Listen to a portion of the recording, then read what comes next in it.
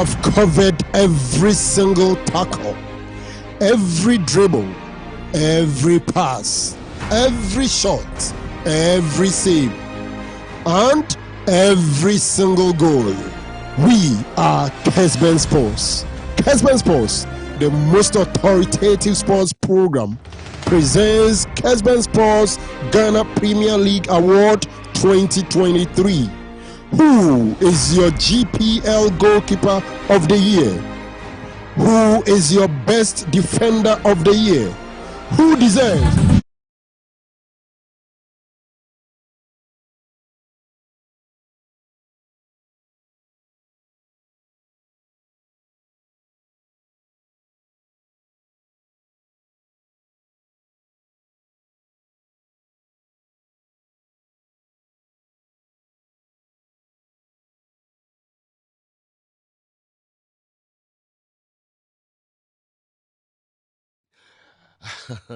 if it's every copy say do me no ebebo sorry donko ebebo ya dia wode mu nsem no ebro baby a wo bia mpamcho mo bia nyina fidie no emfa emfria oko Facebook and YouTube dina no sabeka Kessben television sanso and a multi TV decoder no Kessben TV also din digital television bia Kessben TV unsa ebekayen anapɛ ya bobo nsem bebre ano ayede ebremo Wimbledon latest results for na efifrim eba nina no Tony Montana bobo no the brain latest transfer stories nina no abrantie the ebebre Mauricio Pochettino the first interview or the same be at 10 12 15 years the best club in England. About for someone to say, well, you better you mukakra na fe sorry say ka ho nyina no so ne wabwa no de bremo Tony atras ye be kone ho na fe ye ko hedo wabwa no de bre 05515 99933 05515999933 and any WhatsApp line with me the messages ahodo enso afaso de bre local front in Sempi clubs no Sembe na ewuram Nina I the Bremo Ghana Football Association Congress and Hunsem and so at Nina no the Hunsem Bremo Olympics and no Walker. Wow.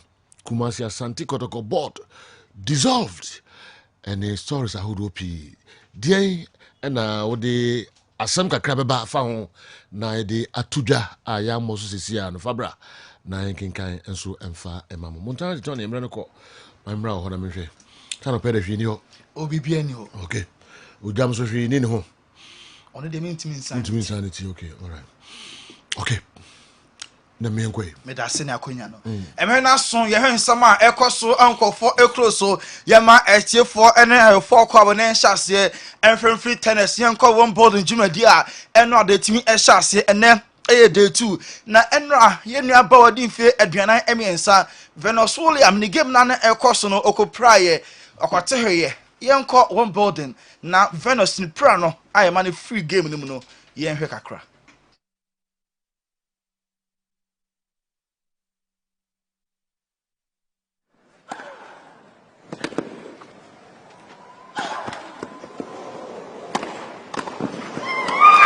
Oh, no. Oh, down. Oh, that does not sound good.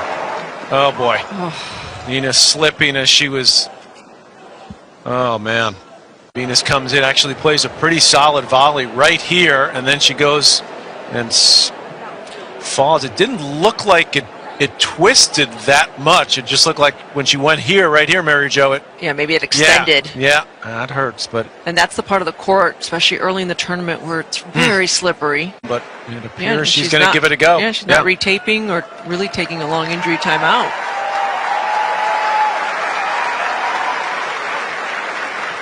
Yenya ba Venezuela ni prana.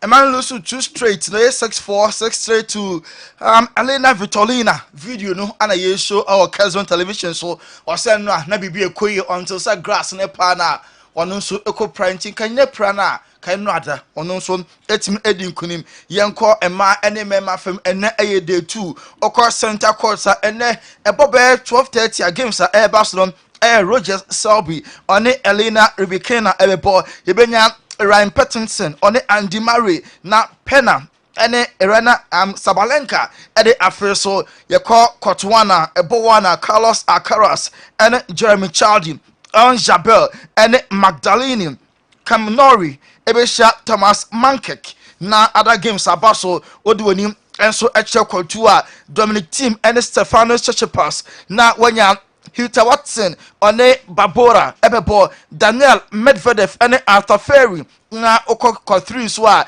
games a ebaso Maria Shakari one Martha Alexander Zverev so ebebo one Krish na wanya Sonia Cartier ene Madison Keys yako court 12 so a Matteo Berrettini ene Lorenzo Senogo na wanya Carolina Pliskova ono enso ene Stevanovic na wanya Francis Tiafoe ene Wu Paulina Badosa Gilbert ene Allison ede be so we games a ene okwa one board in tennis a enso eba so yeko transfers Bayern Munich Germany ene yeko na wonim say Liverpool omo target Nice omo midfielder na fan say Kessben to Ram Bayern Munich nso abagram wo airpen den henti sika ban for air prepare ede akọ ometima meti Lille Nice expectation na because Nice rate player no ebo no 52 million euros inti Bayern Munich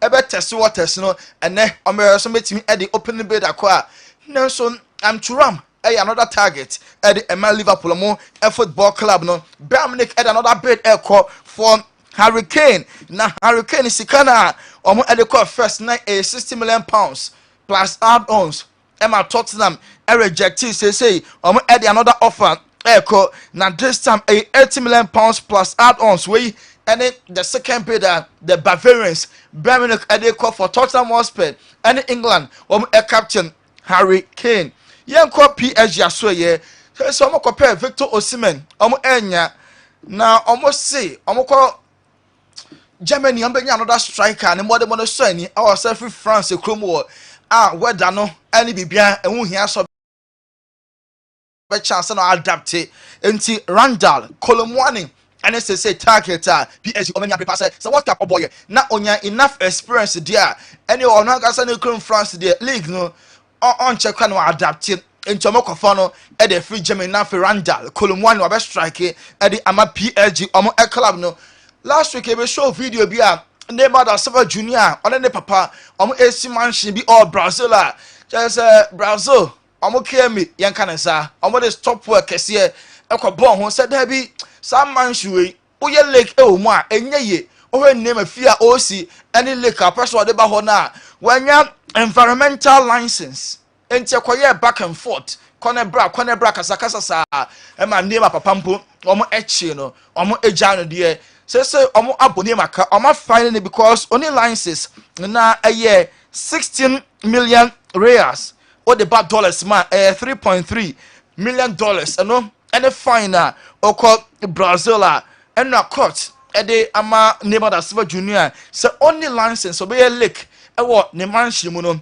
environmental license omo abone ka 3.3 million dollars Andy Onana Inter Milan a goalkeeper Man United penepa Man United at the opening bid first bid no Inter Milan mbemumpo na omoboku ye because he can 40 million euros plus 5 million add-ons Inter Milan straight away and rejected say Manchester United enko the nearest restaurant na omofa says canon enko peduane enfendi because goalkeeper no everything anya hekura no just a 50 million euros plus add-ons and Andy Onana obetimi anya na wonsa enso etimi aka no Rafael Leao AC Milan any Portugal winger also no when she should da say Sandro Tonali ebe free AC Milan because one of our important players no omo performance omo very good park and so any even off the field no Tonali eka ho na amani tum da say this time and the club no Everton and ya pass Newcastle for abefa the former teammates name oration the world name one shoot that say maybe beba Sandro Tonali ebetimi every club name and so etimi akọ Victor Osimhen PSG Bayern Munich Real Madrid any other clubs na Kemeko said obi a Nigeria striker no name Napoli for so onim nama sabi onim nampa enchen aboa pete omo agasa player no or very important to them enti omo ba player na stay na when the contract no omo na eka Osimhen already for long term and for Napoli eka na mum so open dia 150 million euros no any sika obetua Napoli for ebejai ama boy no and so a team adjoin o club no Juventus and Leicester City ebeshia na ma di nkomo onim say Denis Zakaria Juventus turn no ama West Ham into other players are metimi aba augmente Juventus almost squad no na Leicester City and so eco championship division 1 Timothy Castagne or your boy ni mo eso ni parenti mi ka say Juve omo enya Timothy Castagne omo enso epepa ena La Liga no unveil a new logo say almost say we a new era e was Spain na EA Sports and as I said here logo no afa hoka na no more sponsorship deal enti La Liga na okọ Secunda B and other leagues na EA Sports edin enso ebetime dada so say we a new era enti eno Bank Santander ebo aye say La Liga no La Liga EA Sports no any dia ede atoso La Liga new logo no and I show our Kessben television so any more Kessben TV on Facebook no this time we no I say small L and bold LB and my design no na a red pa deep red and de aye logo na show our Kessben television so Eric Garcia Barca player also no access no Henry Bass or buy from one city urban expectation is very very high. Oba Barca and man and question the opening to dear can before say Barca best at the preseason or the company phoning Javi and then one Laporta in Jano na uncle was Spain why I just a red but is na or more epen to a betting so GD pass every week obebo one time bench yes be a rotation be a Barca and then obo echna na ote bench opeso commande a first team place into Betis and a club omo enya Eric Garcia omo enso epe FC Barca one Laporta epe say or register Barca first team place in ewie and sign or the new signings aba when say aka only 13 first team players or Barca bia na registration sika sem tina kwa problem at the ama Barca even last month and a Gavi Barca for a register no as a senior player or more other players and one situation na say Gavi there it's one Laporta person or take time na or register sub first team players ni wie na or the additional ones no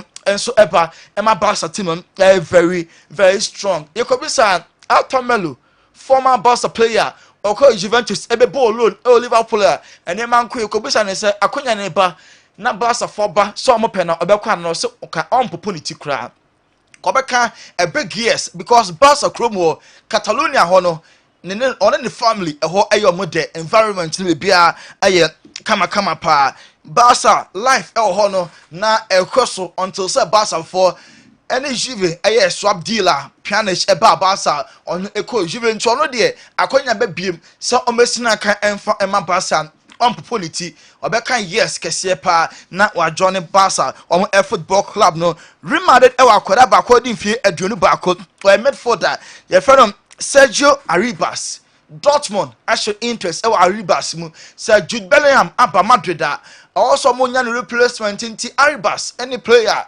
say Borussia Dortmund ni abra omo enso penal den pa na David Beckham or your former player Emma Madrid or your few British players are abo edi ama Real Madrid Football Club o kan British players Messi akan edi ama the White Angels obenya ono Beckham wonya Gareth Bale Michael Owen and a few others are team abo edi ama club no or say Jude Bellingham the right move and one making no sir obefi Dortmund aba Madrid no ne kwan so no enti or wish no good luck we a short message David Beckham former Man United Real Madrid PSG omo player no obo Milan so kakra ono so edi ababetuja na Jude Bellingham na kasa grant interview so ono ko focus pressure on so obo Madrid abibia ne pressure also and also pressure there in our daily lives bibia no pressure into ono are used to ba Madrid omo ye serious winners obeboa Emma Madrid omo winning trophies no atimi atwa so yente Jude Bellingham I think it follows you everywhere. You know, people are saying to me that there's pressure on the move and stuff like that. I think wherever I was going to take my next step, there was going to be pressure. So it's one of those things that now I get the chance to enjoy because I'm under it so much. So it's all about finding ways of coping, and I'm having a great time trying. What targets are you going to be setting yourself personally this season at Madrid? Just to try and win, really. That's why the club have signed me. That's why I'm there. That's why I've joined the biggest club in the world, is to try and keep adding to the history and win trophies. And are you keeping your eye on what's going on in the transfer window at the moment? So much has been happening over the last few days. My deal's done, my brother's deal's done. I couldn't really care less what goes on in the transfer window for the rest of it. I'm just trying to, watch my brother enjoy his football and then enjoy mine, and everyone else, all the best to them. Bellingham family must be pretty happy at the moment. Yeah, what Joe's been doing. Very happy, very Bellingham, Madrid, I'm a new boy. I'm a fan from Dortmund, English international. And now all kinds of pressure there. In our daily lives, I be and pressure home.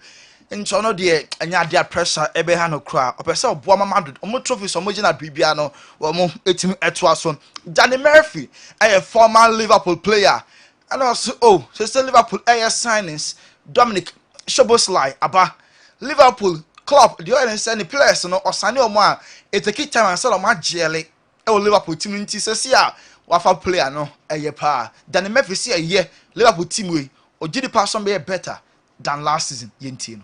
It's great because Jurgen does like a bit. Generally, players come in and don't go straight in the team with Jurgen. He likes a bit of time to integrate them into what he wants. Szoboszlai is an interesting one because when you watch him play, I mean, he's a wonderful athlete, tall and silky, and he's got no problem physically, I don't think. But he's generally played as a 10 or a wide man. I've been watching a few. I've seen him play a couple of times for Hungary, and I've been watching a few bits on him. And Klopp's generally played a 4-3-3, hasn't he? So it'll be interesting to see what position, because in the front areas, and it's great having competition because we've seen Man City ruling the roost because of their competition for places and the ability to Grealish come in for Foden or Mahrez or come in, all these options. Mm-hmm. But they've got Darwin Núñez, spent a lot of money on him, expecting more things from him this season. Whether he into competition, dear, Danny Murphy, former Liverpool player in the team in Kano, South Man City, Trevor Salmon Jenny Air competition, Pep Guardiola was creating. Our team in Liverpool so call up or dear passer or the other players ever. Now our sunny players to take time and sana or my integrity into bad players na bantem no bet me a Liverpool Football Club and Mauricio Pochettino Nijume as Chelsea manager no or Chelsea Kobam. Now we're granting interview also where Chelsea history the last bad 10, 12, 15 years no or England Chelsea and the best by far. Yentin sama Pochettino or the Atuja. And I think it's a culture of win. I think in the last 10, 12, 15 years, I think Chelsea is the greatest team in England, and that we know very well. I think I know very well the Premier League. I know very well what means Chelsea, the culture of Chelsea. I think our fans, they are so excited also to be in the road of trying to win and of course for us to feel really exciting about to work with a very young team in a different approach, of course, than in the past. But I think we need to all understand that we need to work really hard, but in the same time, create a very good atmosphere. Ethiopian fashion teams also Chelsea. I'm working very hard. Yes, I see you in the last 10, 12, 15 years in the history of England, Chelsea, and the greatest club. Only coach ni adwene and answer one coach no and so adwene. Na Mauricio Pochettino eto aso se bawaba no obeboa Chelsea. Enti here others help ama Chelsea and so team akwaso kama pa. We were very excited also to join them in this project. Only we are here to try to help the club and the fans. That on the end is the most important also thing in football, for them to be happy, to feel very proud about us in the way that we are going to approach the games.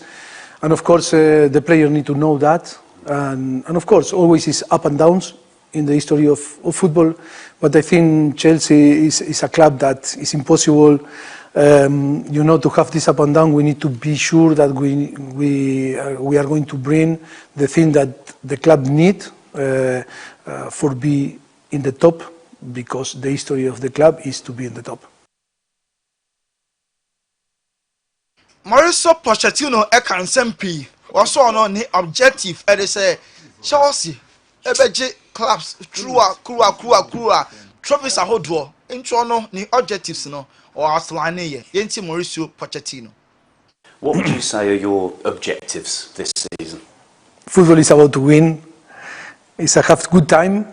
It's a good relationships, nice environment in the way that you are going to have the relationship with the people.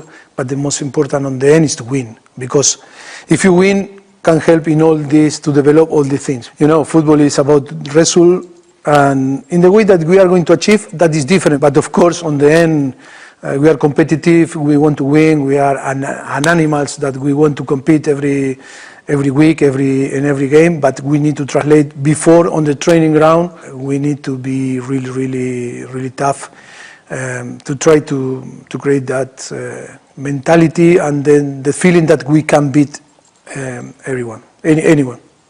Finally then, Maurizio, you've spoken well about the relationship with the fans. We Mauricio Pochettino, manager, Eddie Emma the Blues of Chelsea near 10 and Cano. It's no objectives, no outline. It's Chelsea. I'm a winners already. Into also I'm to us now. I'm winning trophies. I hold on to Bawa here. Also be a enough mood here. A creative environment, any atmosphere. Fans no combat club no players in wall and say I'm a Juma or money ebeje wabra or some Chelsea Football Club. Ro Ferdinand latest might not a seal no. And also when you inside info from a very reliable source. Not a source with the infili. Was not can be air course Glazers no. I will in some beton club no. And na bibi bebomu no. Was only individual a daily and just only group a daily. And I'm Sheikh Jassim as some no a family and I know mu dealing tiana and ya better sanimum and check Kwama United be resolve some issues no. Na so bibia and so a team I smooth Paul Mason or in some training or Arsenal fan. Or say pass Kai Havertz. Says we are joining Arsenal from Chelsea. Or Chelsea no for answer them who ball. Nanso Baba Arsenal no be a good addition at the Arsenal Football Club. And no our corning and Arsenal preseason no Chelsea and Edin Katiamo Marquinhos mom etimi ekoye e ma training session no etimi eba so nti eno Ben White any other players so eko training ye Arsenal wo mo e complex so a matches ahodo a edo manim no on bebo July 13 year Arsenal for Nuremberg ebebo eno a friendly game and eno so edikan Declan Rice the holidays no trying to short personal terms on Arsenal for we obe facilitating move no na aye faster because as a was time for no a delayed in Chonakas and holidays were travel about England ebehwe am an deal no I go through Godfather yan fan ko focus okay Montana di Tony menase pa na quickly minko eye kwa me Mickey ho na onfa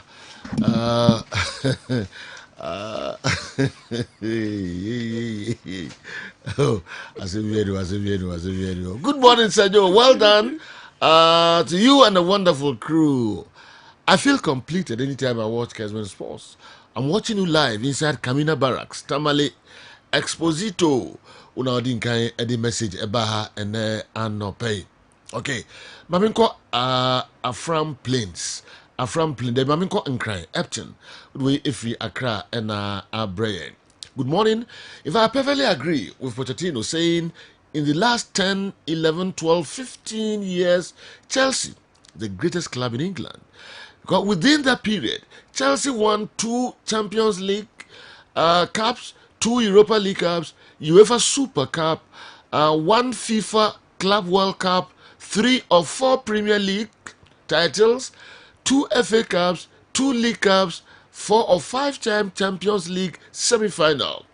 No team in England has done that within that period. No doubt about that. Chelsea is the greatest club in England. Okay, Pochettino. Well said. Bam. Epton. And I do it and so a free Accra Abrayen. I feel my Afram Plains the DNA Mami Krobo. And Mami Krobo Afram Plains. Okay. Samadu and I do it about Samadu. Do I like and became very much. He's very good. He's a very good analyst. Kessben Sports, more fire. All right. Inshoba. Yay. I say.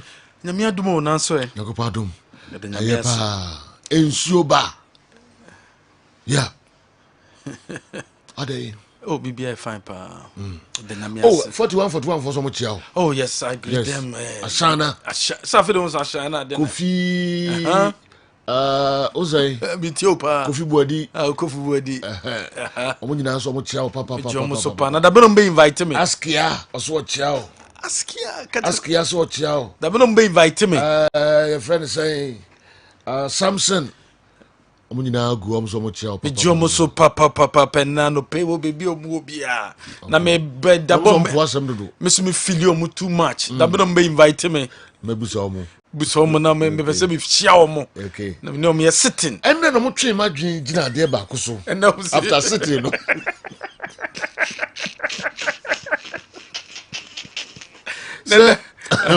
I'm not even the message by. Now say me bumeri go so na ehun hia pa. Na beya nka me ne yenko fa akiri. Na enya ho bibi. Obro the message by. Yeah. Okay, so okay say kotokoko so aduro. Omo di nro no ma o di se o se bi o be ma ho. And now the commentary pool na chi. Because I don't Emma almost suspect you because now we are journalists. I will call commentary because gamba or black. Yes. Yeah. And now also we are commentary na eshisho. Eshishi. But now to me because they draw go yipa asakotoko. And I'll call the other post to say ana. Oko hin. Yes, sign your call that. Oko. Now we start is almost suspect you. And almost suspect me. Don't be yire. Oma me yire mo kase me free o. Na ka 10 minutes. Me happen. Ami happen. Mo bi anhye bi. No still no kase. Na shisho still. Na an afi na ba form. Na shishe na ba form. Okay. No kase me free o. Me busa o say why na dey drone ma o. Me bre ya ansa na wo kase afifa ya mo aponko. Okay. Baby me aso. Me ro so. Wo hesitate dey bi. To me bi. Okay so kase afifa ya mo aponko na dey drone ma o. Are o asem bia ma ho eno de ye beto aso akiri okay beto e no so akiri but kobia mo the message bi bai kobia no wo adwuma mai kobi IT guy kobi yes yeah me tin catcho yeah kobi ho kobi nyamisha no ade o se say nyamisha kobi yes che kobi no opo na sem kobi no so po asem ebi wo ha na na nsem fa kwam nti I hope said way this time e be fa kwam. Oh no this is not fair. Yes, it's not fair. Okay. Come here, the message but almost me be money good say aha that says it. Boss, what if the juju man told Yamuaponko to tell the deity bearer that after carrying it you will never be able to hold any form of secret for 90 minutes but forgot or intentionally decided not to tell Mickey? What you say? Yeah. What's it? Edro by your control say. What me nasem obi kana sem chiro a. Ache o 3.5 hours. Kobi na gas aso. Yeah, edro no sunsan so no. Edro no sunsan. Na onim say edro bia wa ta so nro ni ye di nro na wo ye wo ho say edu da bia una bibi yeah do the no aja some match ne here results literally na wo de na aja konkonsa dabi enye commune be decide some kan konkonsa enye commune bedro ndi ma no wo de enko obi amon de ba commune me fa body check for the team disease commune me fa body check wo de ma o se wo be ma ho no na aja konkonsa no mfa nko baby obetima arabs hey enu kwa de ke ebi ho we yi wu enu wu anenje kokoza ye ho ai me fa sa obi di dade be bu but still wo di bomb kro me yi ejuma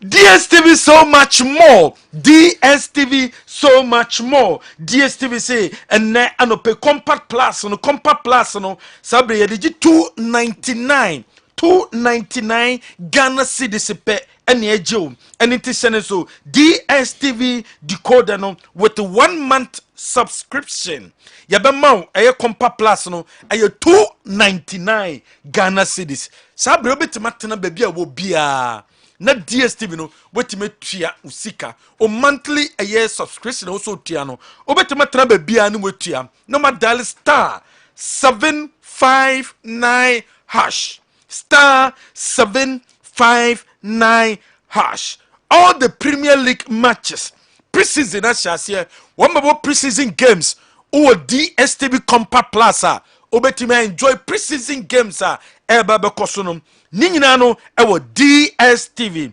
so much more and into copy DSTV Compact Plus ni bi niema decoder no bosome na obeto decoder fane se ye wo July mu no wato decoder no enne oto decoder ne na bosome untua eye subscription bia obehwe niema wodo a ewo eye Compact Plus ne so just 299 obetua sika bia bioma just in the month of August.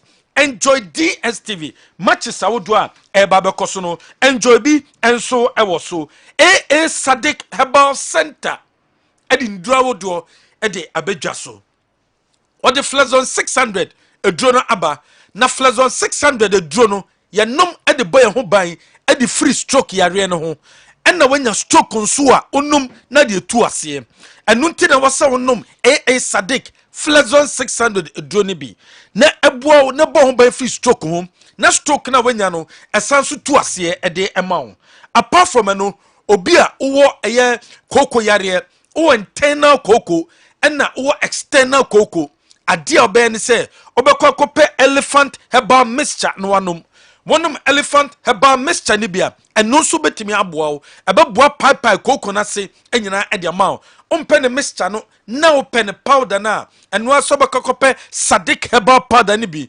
obeti ediegu nsohye mu obeti ediegu kokom obeti ediegu aduane a obabedi bia mu eno Sadiq herbal powder ene the elephant ointment ede bedwa so osisi na yewoya okotode na yewoya waposo na yewoya rheumatism ena wo so a elephant ointment ena wo so you see AA Sadiq Herbal Center ena de abedwa so any drugstore chemical shop bia benya biato ye number ne 0244 153 511 0244 750 510 Kessben rental so Kessben rentals a ye nyema ye wonie ye wo canopies e wo ho canopies no ye wo de obetimi dia boy your difference awodo bebre ene wo fane se wo ye fane se wo ye wedding fane se wo ye engagement fane se wo ye nhyiemu conference anase fane se mo ye nhyiemu bi ye wo canopies a obetimi e dia bo nsuo to ewie bo anase inframa bi fa canopy no ebegina pintin ede amamum ye wo chairs e wo ho chairs ne omu different types fane se wo ye nhyiemu bi wo be a special guest ne betena anase invited guest no obia akonya difference ebebem chairs a otena so a soba no mu odu wo ye bema mu odu kura enya de akonya okotena so na akoko bubu bia ye wo tables ahodom enso e wo ya so ye mobile toilet o ye nhyiemu bi se ya ye wo toilet boot bi edisi baby no bi wo ha obeso okodwonso obetima ko na okodwonso obeso okọ na okojandan ni nyina no ye wo bi ho edema ope ushers ani omo be ye adwuma e wo oyiye na se o wedding na wo ye no engagement na wo ye no Kessben rentals ebe ni nyina e dia ma and into wedding na wo ye no naming ceremony na wo ye no asori nhyiemu no anase mo ye get together bi baby no wo so ko opanyama papa obetim na decorate ho a eye Kessben rentals and wo so ko na akopanyama papa for any occasion Kessben rentals ewo odium very crossing line so sanso ene wo Comfornoche polyclinic ncha ho ewo Bantama ye number nie 0505 835191 0505 835191 0505 872020 0505 872020 Kessben rentals de nyema papa eye quality nyema efe ene de bema wo abra unemi ceremony ne koso abra wedding ne koso abra empono any gathering conference bia wo ye ne se dwumadi bia wo ye bia wo hia canopies chairs tables mobile toilet ushers edioma ye dwuma no yen ene betimi ede amount kanisa herbal mixture eye dura onum ko nipedua ni mu a eboa wo nipedua ni ye nipedua nam we blood and the circulate ɛma wa hoɔden anaso nipadua no etimi gina so ye blood ensekuleti ya ɛma nsunsuanso bɔne ɛwɔ nipadua no ɛna kɔfa yare ahodo bebree ɛba ɛnu nte wo so timi ne madu a ɛbɛboa ma blood no asekuleti ye wodi madu no ma blood no sekuleti ye no na wa training kakra ade afa aka ho na veins no mabie na blood asekuleti ye na wakoma no etimi aye adwuma ye edu a wondom a ebetimi aboa wo ɛyɛ kanisa herbal mixture woyɛ bɛrima mpamagudie no ɛwɔ fam nom kanisa herbal mixture obɛrima no prostate no ɛyɛ kɛseɛ nom kanisa herbal mixture wababesia ana wase wakekaw o discharge nom kanisa herbal mixture wenya white wenya gonorrhea o menses no embeye ɛyɛ kanisa herbal mixture sisiyareɛ kanisa ɛna wɔsɔ nom pebinum any drugstore chemical shop bi abekobia no obenya kanisa heba mr ni biato kanisa heba shop ewo techimai your number ni 0247887436 0247887436 obetima freye one number we so MTN everywhere you go data de sese de akoya dia ehia yie papapa wonnam na phone data ni so a wa de ekoso wiase uhu se de sitie enunti de bia no e wo se data etimo of phone so enunti na MTN so wa santimemu anko na Sante First jumedi a ekoso ni ntino ye boama setima ka data de man say o de dial *141# *141# data no eye cheap ye be cho data ni bia kan ho data no eye cheap ye cho bia kan ho MTN everywhere you go bi enim say MTN data de edem umiasoa na esin enunti eno so kope MTN data ni bia da abra wo dial *141#. Ni what scientific clinic and diagnostic services Dr. Nimo na Dr. Nimo din draw wo do na abedwa so waso de brana so ye na omboa kwambe no betuma faso aboa yare awudo bebre ene wo wo ye bema sebese mpedo so wonu pampan no enkoye oba bese wonu pampan no kasagu ni paso no pe baby de ni tiafa wo ye bia wasa problem na wo ko ni water Dr. Nimo ebeboa wo ye bia wo womb problem wa wo de no problem wom onyem ana ba besenko womb no infection abem womb no cancer wom ana se yare bi ene wom Dr. Nimo ebetimi aboa wo ye bema obema no problem aba ho enam so man no obehye mu kura na sese na mo obema no kran entimi nyim oba Dr. Nimo ene wo saw de call apart from enum oba wo fibroid oba wase ekikaw anase oba wanya obi wanya typhoid wanya wo stroke wo diabetes anase wonita how eye ni what scientific clinic and diagnostic services atonsu Monaco Junction yene Dansura Bank edin hwani mu ye wo Nkran Circle inside Fotorama ye Bengal Police Station no yene NS Chemist edin hwani mu ye number 0244 087 687 0244 087 687 number way ena waso frɛ yen ɛwɔ so Say Franco Media Institute eye biaya ɛwɔ so kom se radio dwumai pa na apesa ye na ye nie anase television dwumai na apesa ye na ye nie a also ko school a obenya teachers o monim de ebetima kire wade obenya teachers a anase obeso ko school a uwie na ba bia apesa your practicals enye problem mfa ma wo school mu na apesa osua de enye theory nko practicals no onsa betima kabi na hostel facility available dem out there say Franco Media Institute your number ni 0557 853 853 0557 853 853 number way and also free what friend number we so bejo so will be a so camera handling and also share a video editing MCR directing post-production, sports presentation, commentary. Usia a news gathering also kwabonte kofa news ba and newscasting, music, DJing, program hosting, marketing and event and promotion. Nina so ko se Franco Media Institute send him dewe wonsa ebetimi aka. Akwentu de ye se connection man bia juicy kedia emwo bemumbu ebere duru se obi ho a ono de oye genuine odu betu kwan no akoba bi a opese wokọ abra ye beje visa no ede ma wawie wo bo se visa ni nie genuine visa ansa na wetue sika no enu nti na oso hwehwe first age travel and tour ene betimi aboa wo bi apeso tu kwa United Kingdom open United Kingdom visa anaso ye student obeso tu kwan eko Canada obeso tu kwan eko sua de e wo Canada okobo PhD okobo masters anase okobo degree your first age travel and tour anaso you be up 10 years visit visa e wo Canada ye beje visa na ma ansa no metua sika no frɛ your number we so your number ne 0244 752198 0244 752198 0244 22 1939 0244 22 1939 number way and our software boost to immune system no now immune system na esa soldier for na soldier for mutu ni peduo mo ni amodin de emfaso be na wo so soldier ni tu mu a wo so nya tuo wo so nya akode na ne ho so ye den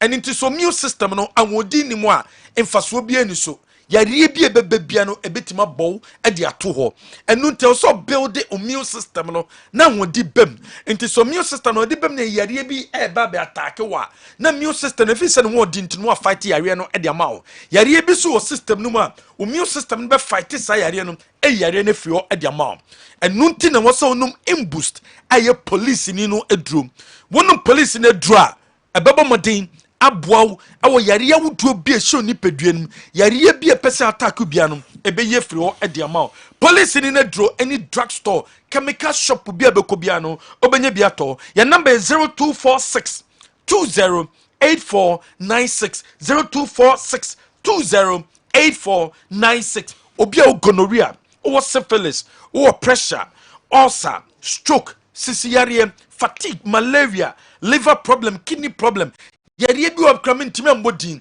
odie non police na dro ebe boost immune system no etu yare na se ede amount indomie beef edepa indomie beef de ye indomie chicken e wodwasom na sabe ye the indomie beef ede aba indomie no ne the beef afrafra enunti just few minutes na duane no aye ready na wo kwa akodi it tastes good eden so esa so ma woden enunti akola ni ko school ne lunch box no ye indomie beef na fama ne nko one so obetima indomie beef no wadi intentem so no prepare edewe indomie beef de ahoden kwa enso enewom Totina 74 eno ne T74 na wonum T74 dro no de ko ni pedue ne mu a obi a wanya gonorrhea or syphilis or white ekuro bi aton ho because of diabetes nti ekuro ne nko or any chronic disease bi na tese yare no akwakodanda ekona aba anasa obi a prostate no eye kese o pressure no e wosoro o sugar level no e wosoro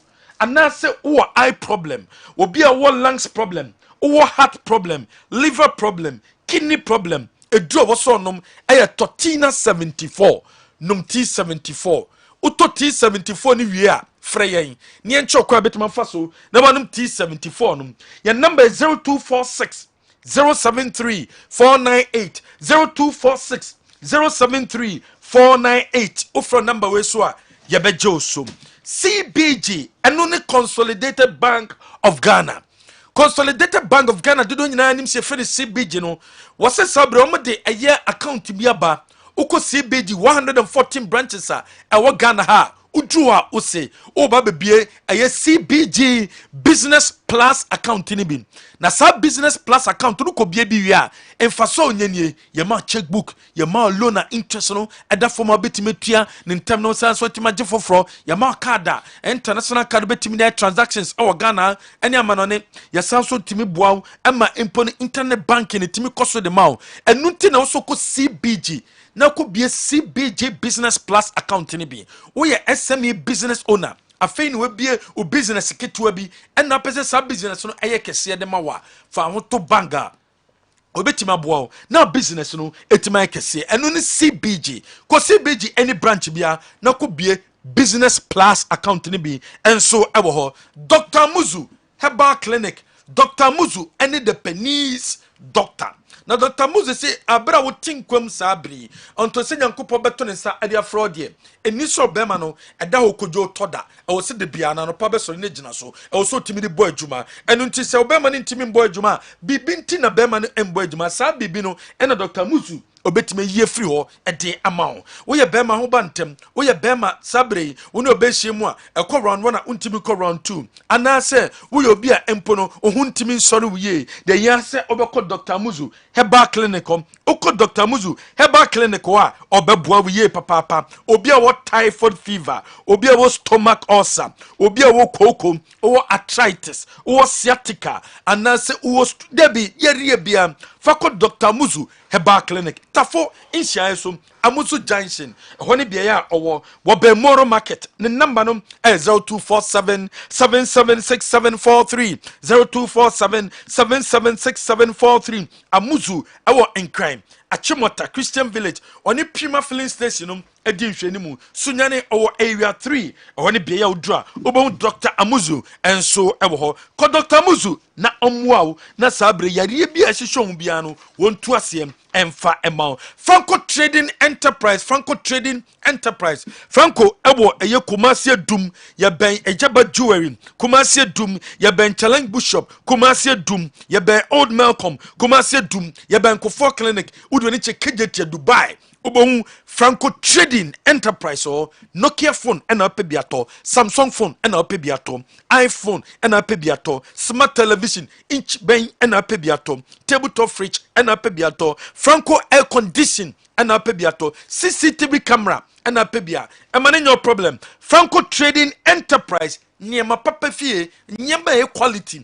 nyema oto ye be ma guarantee ewo ho for so many years na so you see 0245 316-969 frɛ wo number we so wo frɛ ya ye bejo so na ya boa ba Herbal Center ewo Atonsu Agogo behind Atonsu Agogo hospital no ba ewo aye Atonsu Agogo behind Atonsu Agogo hospital no our tema community 16 Lashibi wasanso Kofodua 205 bar station and a bar ewo bar Herbal Center say obi a wo dompe kasemu problem bia fabra na hye na omboa udompe no ebu udompe no atwiste udompe no tokro didem udompe no eto otiwa ne mututu wachin kase wonsa no anemu ya oya wonya sciatica anase wo dompe problem bia wachi dabi fani nyina kwada ba non solve problem no emfama obi a wonya stroke wo gonorrhea wo syphilis wo stomach ulcer ni nyina ne se obeko ba number 0244 083482 0244 083482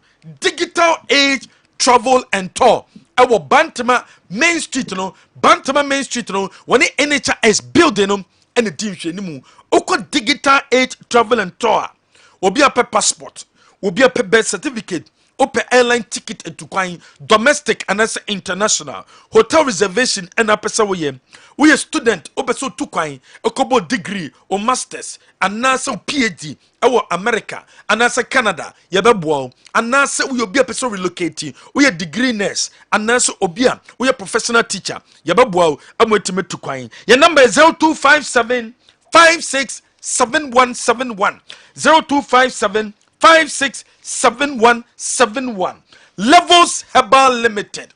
One of the Levels natural capsules no ediabedwaso. One of Levels natural capsules no ko ni pedue ni mu a. Ehọ na ni oba hyemu a enigye no mo fa ne kwa. Mo oba ne ko ne Levels. Oba na ko ne Levels dia. Aye Levels Herbal Limited. Wo me different Levels natural capsules no na we se onnom. Gentleman Dental Clinic.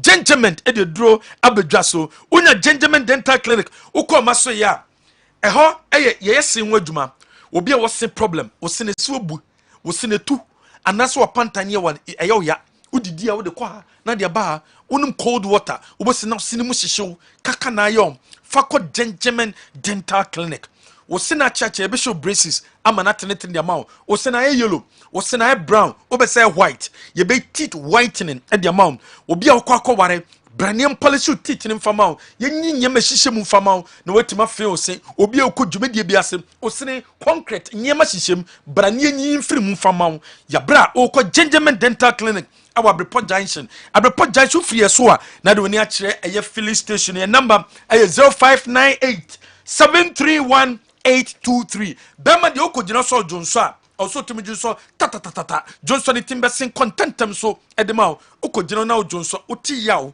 Johnson timi dew obekon emma ebu okwa Johnson timi dew obekon na bako ojuso ne mu apan mienu obejuso na moja wom ojonso na obema mu ya de hia so menom sibi men castles wobabesia woyɛ sex a wonte de ayaw na wote anase anu ase wakekawo eno aso bekwakope sibi women capsules na wo so wanom wonum abema sa problem no eso twa ede amount apple cider vinegar capsules no capsules papa num bi ko nipaduanum onom a ebaba ma digestion take place ntem udidi ko ntem uyemu a ebeyam ntem so amonya duane ne so mfaso obi a udidi intentem anopo udidi koko bi ene bread enche bi asome kondo we otuwa na kondo we da bi enye eboa ma ye kese emoa ma nyeme ye farm ebe regulate with any die e de amount e boost immune system na some skin no etimato so ye apple cider vinegar capsules no ene wase utimi enye benum China Natural Herbal Hospital uko China Natural Herbal Hospital a hone bia ya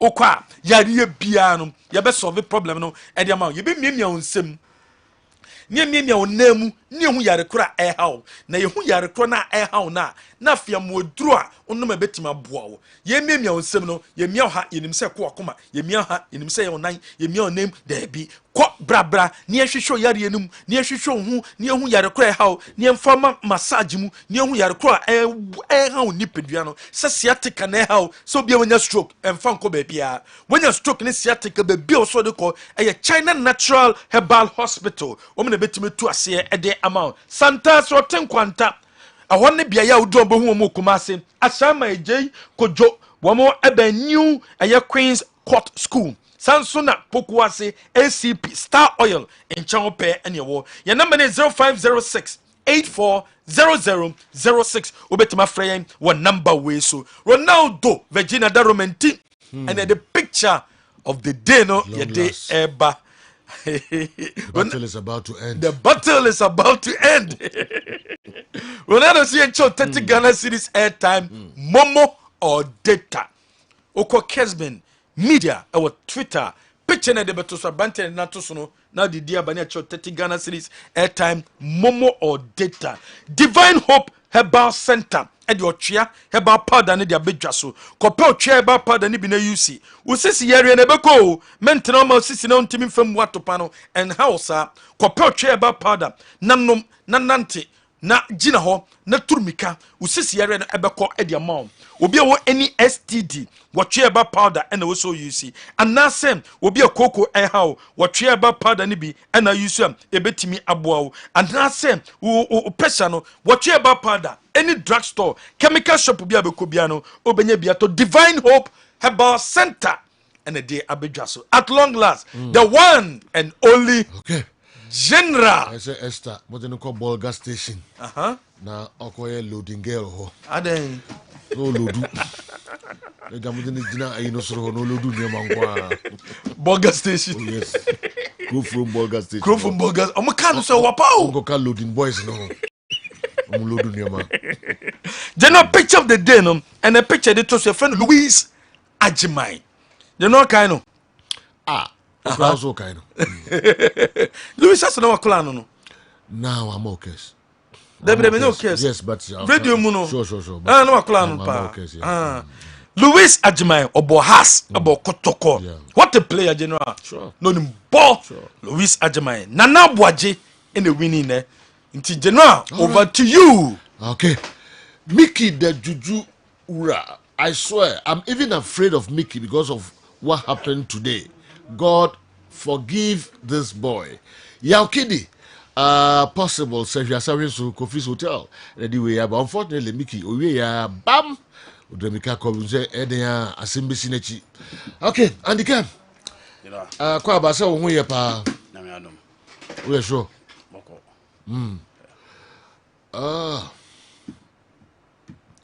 Yenhwehwe news no kakra nkran na fi yentete emra efie. Okay. Yeah. You know, Pochettino landed. Yeah. Na ohwe nsem no de atudwa na give hope.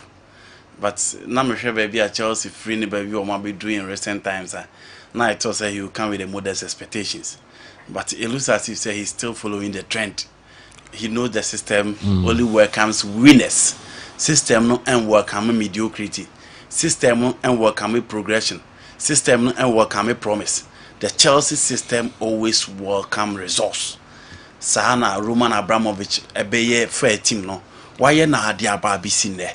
Until no matter your level as a coach, you can be a World Cup winner, you can be a Champions League winner, you can be a proven winner at all platforms. But the moment I for Chelsea buku na results no fatano, they will show you in the edge. Until the Jose Mourinho be the buku ni munano. At a point, Chelsea and Kabu. The Roberto Di Matteo be and Chelsea buku ni munano. At a point, Chelsea and Kabu. At the point, Gidi Omunya of Luis Felipe Scolari Mukofa and Bae, Chelsea and Kabu. Antonio Conte came to Chelsea. Abra Obia Dianjo wasn't enough for him. Also Jalan Padquine, also Jagram Porta, and now it is the turn of Mauricio Pochettino. Pochettino, a coach, a baby away, Jume Biano. Apart from Paris Saint-Germain, I dare back on I'll be who ewan in Sano. One, Genoa, or improve players or mobile squad him. Into share Jumo Koya or Southampton. Share after Felipe Coutinho moving from Vasco da Gama to Inter Milan.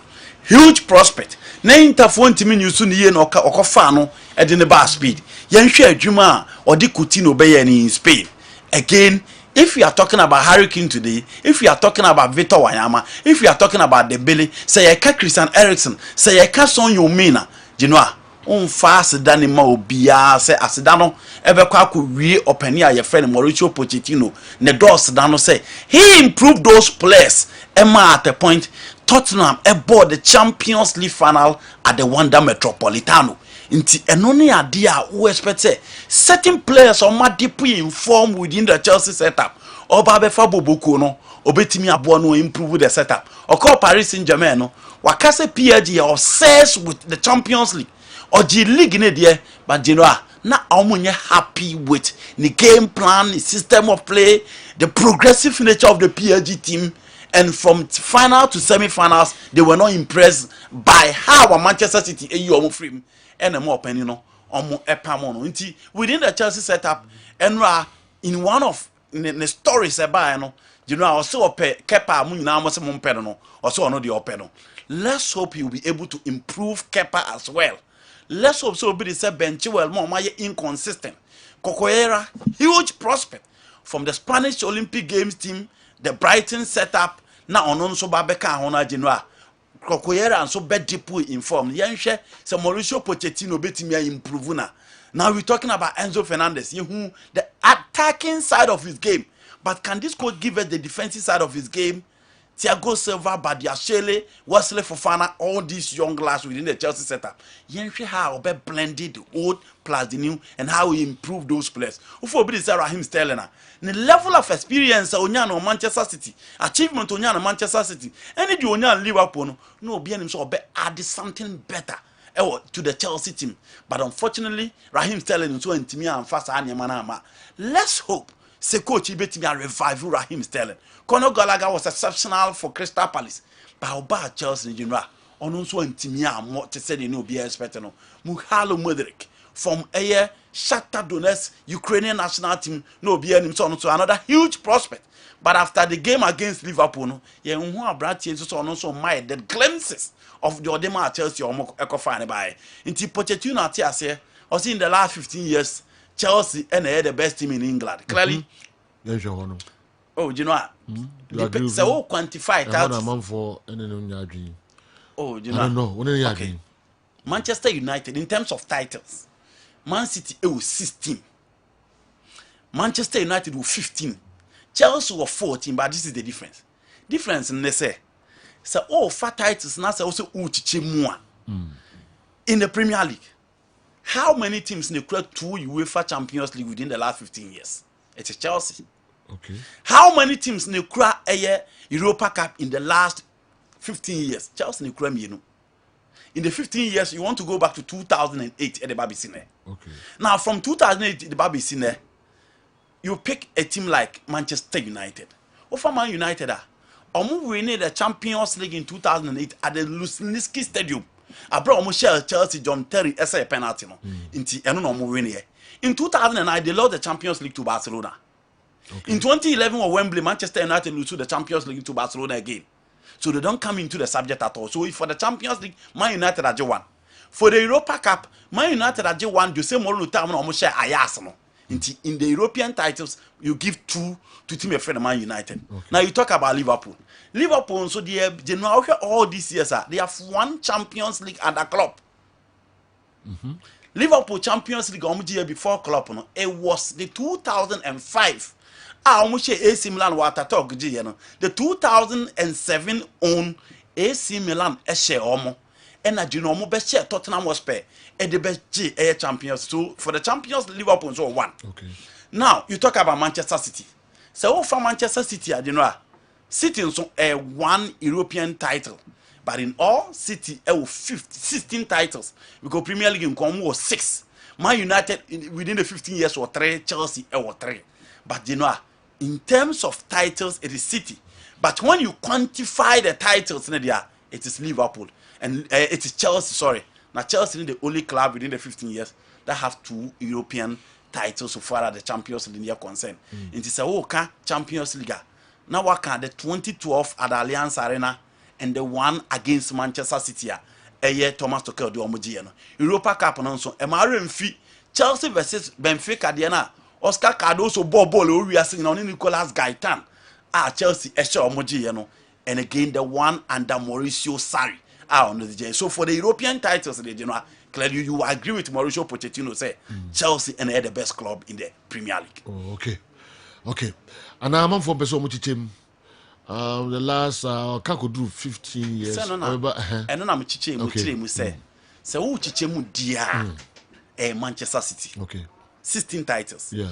Man United will be next. Okay. Chelsea will be third. Okay. But say who cast a title the more do dia. Sure. Then obviously. And also obviously Manchester United winning FIFA Club World Cup, Chelsea winning Man United winning Super Cup, but in all for the European titles now yes strong on the general. You go in for Chelsea. Okay. Chelsea who have you? You know, it looks as if said there be almost more to toss how more Ghanaian clubs in the view. The drew behind them crowd. Say almost more quack for almost former boy from Southampton, Tino Livramento, or a right back. In 2020, 2021, on no man Chelsea Academy Player of the Year. Yeah. Almost a James or pray Prado, born the Unimbo, but you know, I believe we say a branch in Chelsea, or a part of the system, you know. And the woman saw a man that didn't cause a dancing and then the walk could this adante, but more close on betting me at a branch and a dinaba. And in the last 2 seasons, on also general a prahanesa. The previous years, no general, about 28 games for Southampton, but last season it was 2. Into Osho right back, Luanco Evangelista, any Maitland Nels, and a ball from the right back. But or a part of Chelsea on him system, no, a good player, a young player, they feel some the neighbor back here in the absence of James, no, General Branch and a bit me affected. Moise Asido the other day, 70 plus 10, and I Chelsea so almost there because or more say, but add ons no any sika. Still a Brighton for no say, General, almost so a bit me EDB account. Who free Chelsea now call other clubs? Yeah. Manchester United, yet you say, Pialo Isilio, any Andre Onana men agent on the Kusha we Ibiza no. You know much commonly be but United forbid almost can't acquire 35 million and I interforce that be almost so. United should be serious because Cristiano Ronaldo team there was Saudi Naba so more per Andre Onana. And you know United need to be very, very serious because it's a deal in your monkwa. Can I almost Chelsea and the room, but Diego Costa came in with Jorge Mendes. Chelsea and Timmy and Jessica and Kwanko release clause no. Mauricio Pochettino couldn't come also per Kepa. And Kepa and so a stay there. Then you don't need to go in for Andre Onana. Everything hang link, you know. Emma United, the upper hand, say Omubetimi lead by picking this particular player. But you know, United need to be very, very serious because Saudi for the Omoba Ronaldo team no goalkeeper no is an Argentine. Ni more de bonu of him. And omu did so many brandy baby team in one, and then my bit me a coye Ediama, a team my friend Al Nasser. Man United will be here, Genoa, they need to be quick. United will be Randall Colomwani, France in your brand here, Genoa will be a deal, be a de kind of born a cow near Emiliano Martinez or Bobono, what the World Cup. Good young player, and it is not easy, so a young player now being at the French national team. One of the top stars ever at the German Bundesliga. ne chairman ababontin de ababetu dwa say 90 million no omo ka say omo de ato no so no so owura e wo likiba French newspaper de ababetu dwa say akra keto ya oda TVC ne chairman ne se dabi 90 no omo kan no se de omo de aba 70 million euros nti so wo 70 million euros dia obetimi akofa abrantie no aba bisia kan e de ama one player on my linking to Paris Saint-Germain and Manchester United. You know, say PSG for a forward, and I say number 9 almost person anymore in the absence of Kylian Mbappe. Vito Osimhen 100 million, Aurelio De Laurentiis are rejected. Until from that time, you be seen yenti so omukobiu. But now it is the turn of the English clubs. Omo na chess omo enough to pay. Obetimi akofa branti dinaba. Will United be ready? Because they say there. Harry Kane did na bemu aneko until say United push you. Bayern Munich na ready so omo be push ya to get Harry Kane on board. Vito Osimhen for Manchester United, you know, it is not in the news again. You need so omo chances to take over na beba and san omo akwa and I say omo beko for this particular player. Another player no here linked to Man United, Goncalo Ramos. But you know, no so until say United push for you. Messi ma on deal no na omo wie and Andrew Nana so a story sana na uguswa ete elusa say United Genoa sikasem ene enyema how mo they take over na as well and so delay omunya but they will need quality before they can compete in the EPL. Arsenal so yate Abrante Fen Julian Timbers they say o ma agree and Abasa Granada Xhaka finally 21 million euros from Bayern 04 Leverkusen or corner wa kusina kan obey arena mirika be kan say after the season, Genoa, the wife man ya aware say season we by we go back to Germany because ordinary Jisa obekwa akotena Germany bill. Until no matter the performance and Granada Xhaka Edema Arsenal and one of the standout seasons when the Premier League this particular season. But Arsenal have told new midfielder. That is not to say those players coming on board are better than him. But the wife when they say Omanya enough England. He want him and his husband and then the family, no. So I'm Germany. Inti by 04 Leverkusen so what say so benya experience and a leader within your midfield no a year into almost what say 21 million euros and omode ba be fa branch friend Granada Xhaka. Arsenal how you know almost so 12 to baby ah. Omoko fa Tomiyasu buy a player ultimate bought the right back, ultimate bought the left back, even in the absence of Zinchenko and Karen Tierney ultimate ebo. But they still feel say still I'm be here right back. Obetimi a compete with Ben White here because Tomiyasu ntimi na say adwuma no. Nti omo hyehyɛ central defense a hyehyɛ mfimfini no, omo ntimi na right back ho. Nti omo akɔ RB Leipzig. So omo pe abrante a friend Benjamin Hendrick. Obi a ohu sa abrante na Genoa.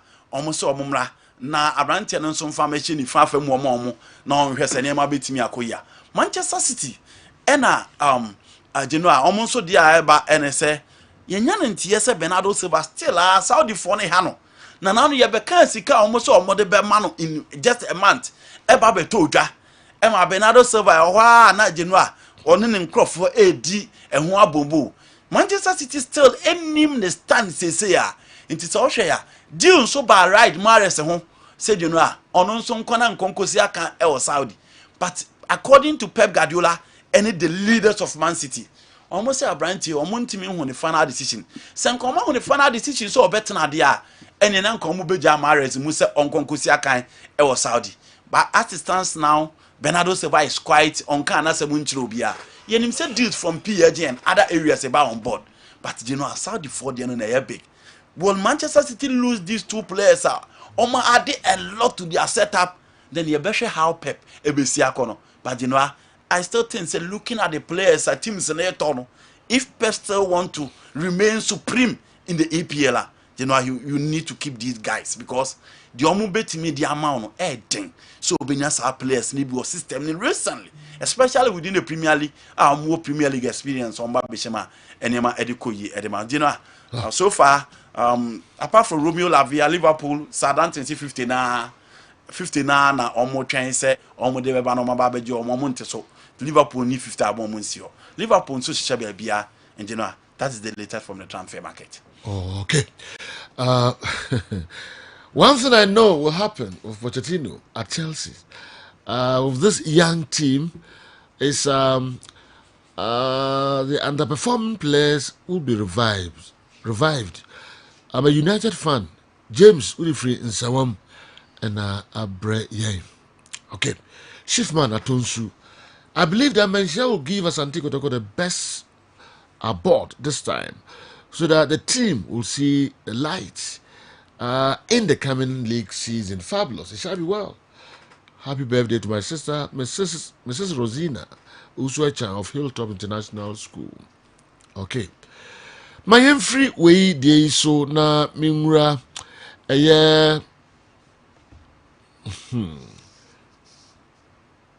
okay, with the yemfa birthdays no and to a later. Yeba na yebehwe eno enso enyina. Na mimfa mani entre Ajimandua, New York. And now the way ebrey. You and your crew are doing an amazing job. The dissolution of the Kotoko board and management is one of the best news I've heard this year. Let's thank our CEO Nanaya Mponsa and his management for their tremendous achievements. 3 years in office, 10 competitions, 1 trophy won. Okay, 3 league competitions, 1 trophy. 3 FA Cup competitions, 0 trophy. 2 President's Cups, 0 trophy. 2 Champions League campaigns, 0 outcome. We lost all the home games in the African club competitions. Kumasi Asante Kotoko versus Al Hilal, Kotoko 0, Hilal 1, Kotoko 0, Satif 1, Kotoko 0, Kadiego 1. Built an office complex, containers at Adako Jachi, it's uncompleted. Ajimandua, New York, America, ma'am, they are the Abba and Anopay, and no. Wait, I say, I humbly suggest that Manchia changes its style of appointing the board a little to help Kumasi Asante Kotoko Club because it's been like this all these years with nothing to show. Okay, Kwakuminta and so the way Ifri Kintampo and Abreye. Franco Naro. General. Say yeah. Oh, Nyamiadum, BBI fine. And then you pass yeah. Na and then what attention you say uncle foreign Bibri. Oh no. I'm sure that BBI so I think that Manchester take over no people someone more. General. Yeah. I concur. No you ran and I follow Ferdinand. I will vibe with 5. Okay. The YouTube channel no. Nana OTZ say detailed information I share very soon. Sheikh Jassim Nen and Crawford maybe take you over. But that's come from November till now. The story has always been the same, especially from March to date. Okay. It's always been Sir Jim Ratcliffe and Sheikh Jasmine and their front runners. Who is actually leading is still not known until Ubisame takeover of Manchester United. I think the assistants now everything is speculations. There is not much there. Minimum say Glazer for no migrants. I feel don't pursue more twice no more frustrating crowds. But supporters no better I am. Okay. I wonder why Pochettino is so happy to compete with Guardiola, Klopp, etc.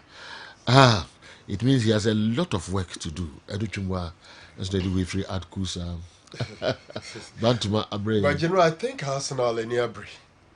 And the name Bisam who say 105 for Declan Rice, now the total 88.5 million pounds for Real Madrid, Triadema, Jude Bellingham. Ubakasa Madrid are a better business. I think. Look at Jude Bellingham. Oh, yes. The age, his achievement, his talent, and everything. I even think that Jude Bellingham is a better player than Declan Rice. I agree they play different positions, but I think that 105 and 88.5 Real Madrid Tria for Jude Bellingham. No, it's a better bargain than Arsenal paying 105. Unsa Bellingham no of the 3 roles he made for the camp. Of you. Oh no. We tomorrow we know you tomorrow we want that time also. Oh, you know. Okay. Unya Jude Bellingham ne Declan Rice as I am ready. What are my events? Are you? Okay. I'm on a transfers in the crime say week in Munya and some corona no with the mama. So okay. Okay. Here na person kwa to say so later in the day no so nominees for the best foreign imports. Okay.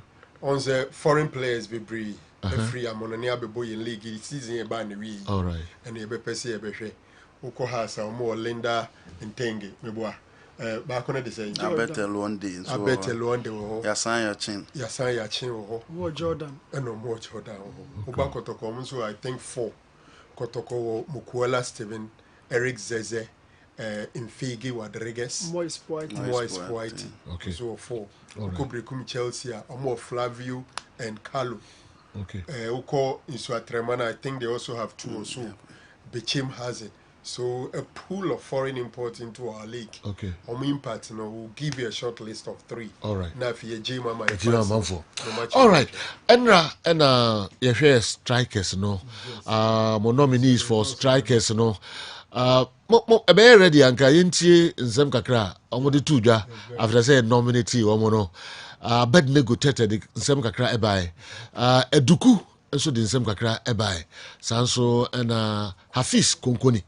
And so the ensem kakra etuja emudi ahi na ready na femi ko Newton Lati marijata enso ho na yinti kakra no so the ebre omudi nsem tumonim na yen hwe de se ne voting no ekoye Hafiz Konkoni ni striker between United and Black Stars. Kessben Sports have nominated me for this award. I'm urging all my fans to vote for me. Thank you.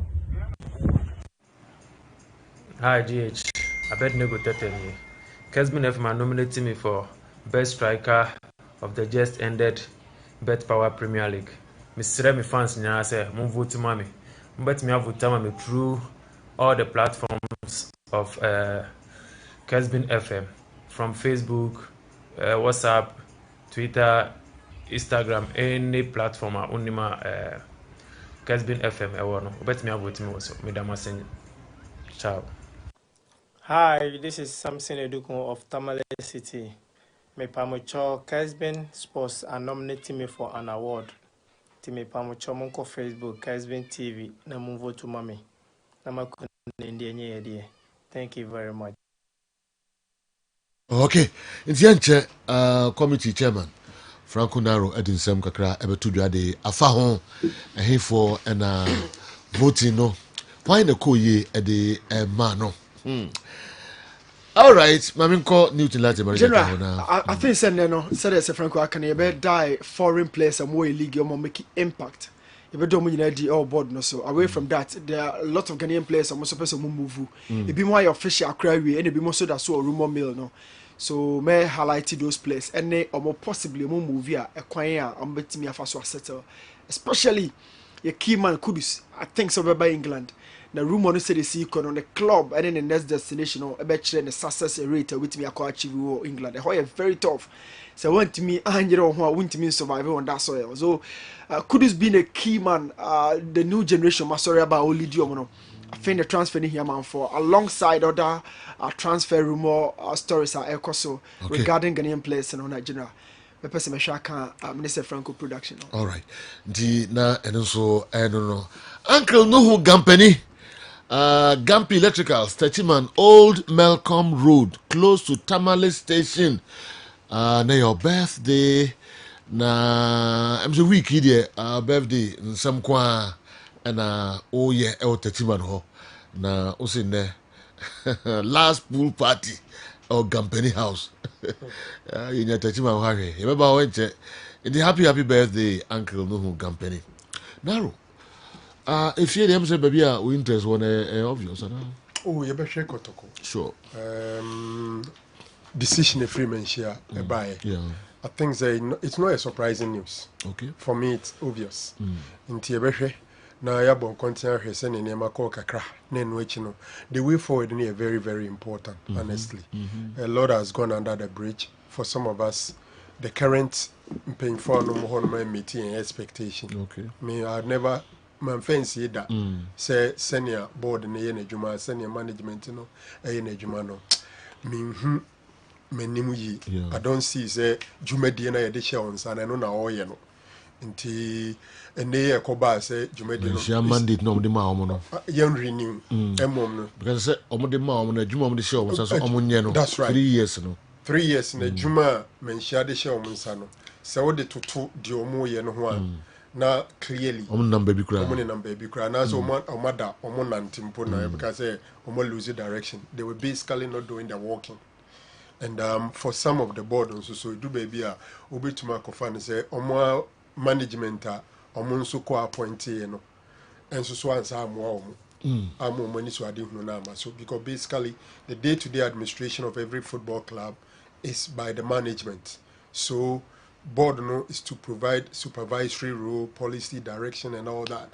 Inti omo me no kabom na se mu di a ebetimaka so mo ani ya na omo anya ade nso a yetumiaka.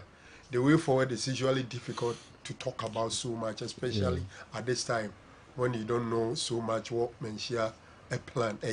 But exactly a week today or so, I think say expect GFA Congress. Sebebaso Kotoko basically was supposed to be represented. As it stands now, Kotokoni board, Kotokoni management, substantive technical team, and then it's left with probably the playing body and some few other assets. So it's not good news. Yeah. But let's see the way forward. I see this as an opportunity to reorganize. Okay. Whether so make my reorganize or you do run. And a brand message, the bro no. Yeah. I think that do more literature no. We know my friend sarcasm. Yeah. Sarcasm. Ye mo ma baso wonyuma pa o ma beye e de abo asante kotoko. Ba nsem na wo buruburu nyina no eni ne bo ebra. Enya ade a ye bo. Abrante be na okay. O read message bi sisi okay. Say we no o ma o different New York by no. Different New York by. Okay. Literature for Ajimandia. Yes, sarcasm. Say ye mo ma baso wonyuma pa o ma beye de abo a. We no say 10 titles are within the 3 years om competing omunya 1. No bubu ni nyina ekeka nsema hodo. It sums up the whole thing. Okay. Because what they promised and what they delivered, a sharp contrast. Yeah. Okay. FIFA Club World Cup and look at where the club is. The distance between Kotoko and FIFA Club World Cup first na a free ha eko kankran se say aye a free tamale eko kankran. If the distance between Kotoko and Club World Cup 3 years ago, now from Kumasi to Accra, she say about from Tamale to Accra. Reverse gear. I'm a distance now you can see. Reverse gear. Yes, I'm a distance. Some of these things are a bit bitter. Like any good news. Inti ena yenim sa so be a person with dirty. Inti nsem bi say no so ye Kotoko fan na wote a ehwe akoma. I understand it. But those are the realities. Now remember what can you now? Don't worry. Until no midi drag a crab, but the hard drink a crab and the water mentia a selective board we. So what you say? What no this selective or describe or as a carefully chosen board. Carefully chosen board. Yes. Or more disappointing mentia big time. Very, very, very big time. So I heard Mr. Kubadu, your Troy, the selective. No, sir. Carefully chosen board. Yeah, carefully chosen. Just say, you share almost all the things that team be here. Yeah. And we be here, my football. And my football crowd, a rubber we, every sensory, or my football yard, or any addition, Ramacam, said a bay, my football, TN, my football, in Punto Beba. Okay, your person Crawford to me do my dream by Nakotokoni, organize and mobilize a month for now as a business, a Timmy Cosro. Oh, it be a Dr. Che. And I say Kufiaban, why am and business netima rise, Edmark de why and business cost in Tiania umfaning him dear Meboa. We they looked at all for the projector, we never name say project contractors. We don't know. Carefully selected. They say, oh, Yawadu, why a sports master, Wesley College, Wako sports director. Kwame Nkrumah University of Science and Technology. You know ins and out of carefully chosen board. Carefully chosen. Carefully chosen. Highly disappointing board. And you ask yourself, did they carefully choose their CEO? Did they carefully choose it? Hi, young Cobra. Na yemehwe eno so enyina. You know what I'm saying? Onye shikura unim say 1 + 11 dear, a dear Kesseko anymore. 1 plus 11 ɛyɛ den anka ɛsɛ kɔ anim ɛyɛ den na 1 plus 11 abɛyɛ negative what I say one no na yɛ Dr. Chi ɛna ɔmo fa no content koro so onye ɛna ɔyɛ di koduru baabi ɔde team no kɔ Africa koduru group stage league den yes oh 11 ɛna baako pɛ wokɔ wetima yɛ sɛ deɛ mɛmfa du baako mɛka mo no ɔmo so mfa ɔmo kakra mɛka baako no yɛnyi one nsi nkyɛn o the one was there then it was added to it nti nkado bia expectation said there will be improvement 1 plus 11 has turned to negative. Tokwan. The bia for 12 no 8-4. The bia 8-4. 8-4. So only 12. Don't talk about 8-4. 8-4 now. What are the political party? We CPP. Martin who for ye. Now we money. Meeting you cry ready offer. Ya homo beba. Carefully chosen board indeed. Carefully chosen. Okay. You say dinko. You baba I'm disappointed. Say adwendwen wo menhia. Honestly, Menhia is not in a very good position now, deciding the way forward. Especially league ya bench here. It's so close. Omo ba be Congress or Turkey na league na be shasi. It's so close. Yes. And then the club license in some war, you should meet certain set standards. All right. What in Pempa? Why? Pempa. I did. You was send here to Yeah, say. Na mvona ni nyom fra butiru. What one nya Pempa? When you je wu ni so nya broni be yi no. And yet kroma ma broni abe yi. E guess we be you out there. So what trees can you attribute everyone? What tribute Sunderland Southampton for abe yi ko. Na woni kwasi broni edili. Kwasi broni in Ghana team. Yeah, mom ni etua kwasi broni ne ka. E discount koma broni no. On fanya dey at the corner so yen. Yeah, who at the corner. Ugo kan. You see this Sebi new tracker crab na person analyze here and to waso. You even ask questions and says pam Sunderland for Southampton for mo hwe animu age kotoko for 40,000 a day. They no dey brain. Southampton for nto mo hwe timwa ni player baako ebia in a week per kro 260,000 to oje 40,000 per. So kunchani wa ni be hunu tintin. Timuda temdir mu nkoso a enim free trimi nkosi e nase. You be kind of crying at them every day. All right. Say board. Anywhere why you do the ofrio new say on Antonio. You know, and I don't know. You better so you want SMP at the kind of face that narrow kind of the way forward. Nina no you father ko cry be ya about chimu krankra na you the whole sembebre and so Bremo. Kessben 3.3, Kessben 2.9 Accra. DSTV channel 364, Go TV channel 121. Kanisa Heba. Kanisa. Uta idi enyaza ukitu. Ofansamuna hu. Yes. Asemu. Namu yabaji yapom de hu. Uhusa. Hu nya pa. Yabaji yapom de. Nya intimi nkasa. Yankoi. Yebedase of ayamishra.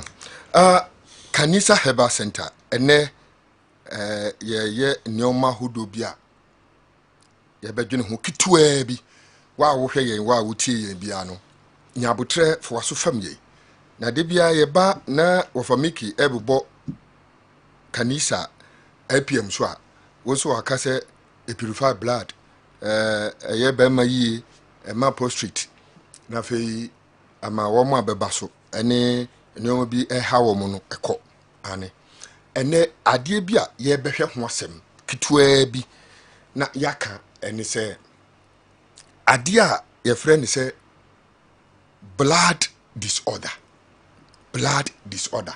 se emoja a disorder ana se a disorganized wo de wo kan disorder wo disorganize o ye hwe ne yi eno ne ye behua ho adie kitwa bi na se ye ka kire o se ana se wo tise se miki ka kire o se o kanisa no etimi purify blood ehuhuru moja mu a na fe wanya gidie akotobi na wanom na wahwe se anyenya bia sensam ahodo ne neoma ahodo a ya ka ho asem no ewo apm ni mu ana se ye ka ho asem se eduro kanisa ne timi sa no etesan ana se nokore ana se nye nokore ho ɛna abɛhu nti tie nie ne nya abotrɛ tie masɛm ketewa bi yɛhwehwɛ mu aba na ada adi sɛ adeɛ bi a ɛyɛ disorder sɛ woyɛ blood disorder ɛyɛ how nti sɛ wonya aduru a ɛtumi purify blood ɛwohuru mogya mu a nom bi na tie nie deɛ mekyerɛ wo yi yɛse saa nimpa mogya na ɛwɔ nipadua yi mu no ya category na hodoɔ mmiɛnsa baako ɛma oxygen ɛde mframa wura mogya no mu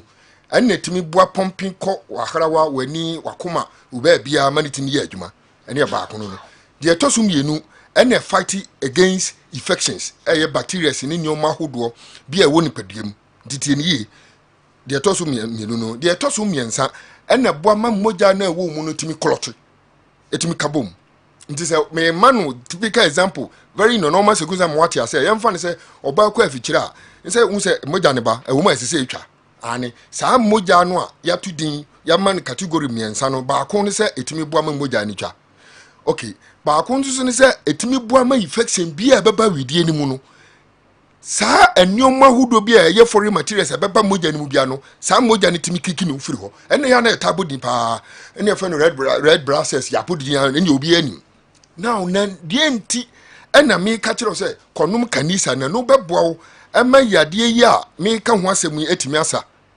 ama nneɛma ahodoɔ yi a ɛdukuru wɔ yɛ firi hɔ deɛ nti ne sɛ kanisa hɛba sɛnsɛ ɛdi nnubra ɛne habama aka bom na wonum a ɛpurify ahohoro mogya no mu ɛyi fi firim ɛma mogya ne nsuo no di mu afiri sɛ ne yɛ adwuma yie tie ne yie ɛno nti ɛna m'ani abere a nɛ matom boase ɛnka wɔnya clinic yɛyɛ clinic di a ɛne yɛto yɛ boase ne yɛ kyerɛkyerɛ saa nsɛm bet na mmom mepɛ sɛ wonyɛ didie na woto a ne mokɔtɔ aduro no a yɛto di sɛ kanisa no na wonum bi na boa ma hu sɛ nyadewa ahodoɔ bi ado koro wakyɛ a wadwene ho a wonte ase nyadeɛ yɛsɛ wɔ mogyam yɛsɛ manom aduro biara ɛnkɔda ɛdeɛ na ɛsɛ sɛ meyɛ kɔtɔ kanisa no bi na no tie ne yie ndubra ne yɛbama ɛwɔ mu no ɛboa wohuru mogya no mu ɛyi fifirim ɛma mogya ne nsuo no di wo mafiri sɛ ne yie na amadeɛ ɛsɛ sɛ ɛbɔ ho ban amadeɛ ɛsɛ sɛ ɛma mframa amadeɛ ɛsɛ sɛ ɛma mogya no yɛ adwuma ma ɛdi wo mafiri sɛ no w'ani waso wakoma obibia yɛ adwuma yie na wanya ahotɔ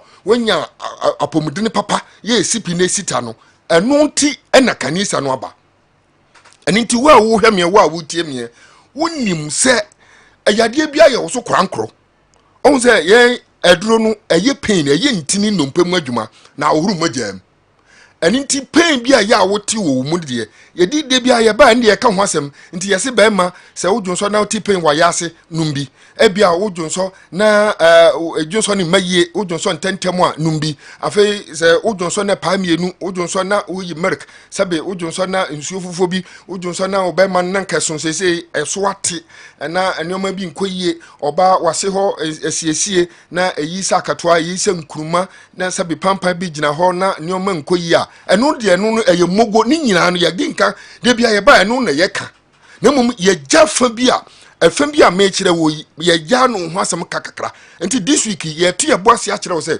sɛntire a kanisa ne timi sa nyarewa ahodoɔ bi a ɛboro so ma wonhunu ho ano wodwene ho a wonte aseɛ no ɛna mekyerɛ wase ɛno na meka ho asɛm akyerɛ wɔ yi ɛno na kyerɛ wo sɛ kanisa mixture no ɛyɛ aduro a ɛhoro mogyam yi fifirim ɛboa ma ahoɔden ne sipi na sita na ma wankasa akoma no antimi nya adwuma yie wuti na ɛpae wɔ na sabi fever unanti afikyire hɔ ubɔ wura kyerɛ hɔ ba bi na ntontom one mosquito bite pɛ na wɔnya malaria na kyerɛ wo sɛ ahoɔden mogya na ɛwɔ mu no ntimi fight against yarewa ahodoɔ any infections kanisa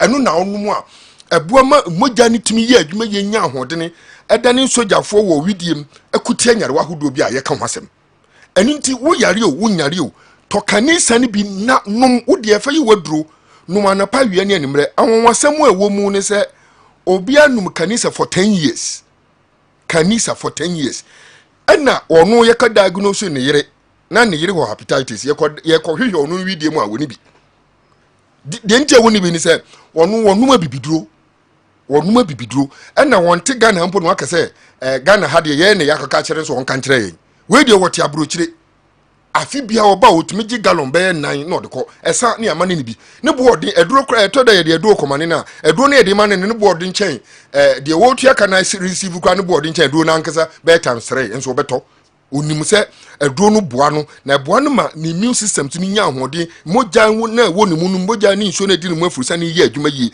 enti otumi nom wo bo ho ka so ebo na pomode no ho ka se be ya obenya ahode aye na adwuma kanisa numbi na wesia edro papa yemfa bibibia mfrɛ mu we yendubra ne habama ebo ma komodi sipi na asita na momoja na tumi adu mafurisa ne yie aya na awere ho sɛ ohun enanu news item bi bai amanfo kan bi da na bi amanfo so te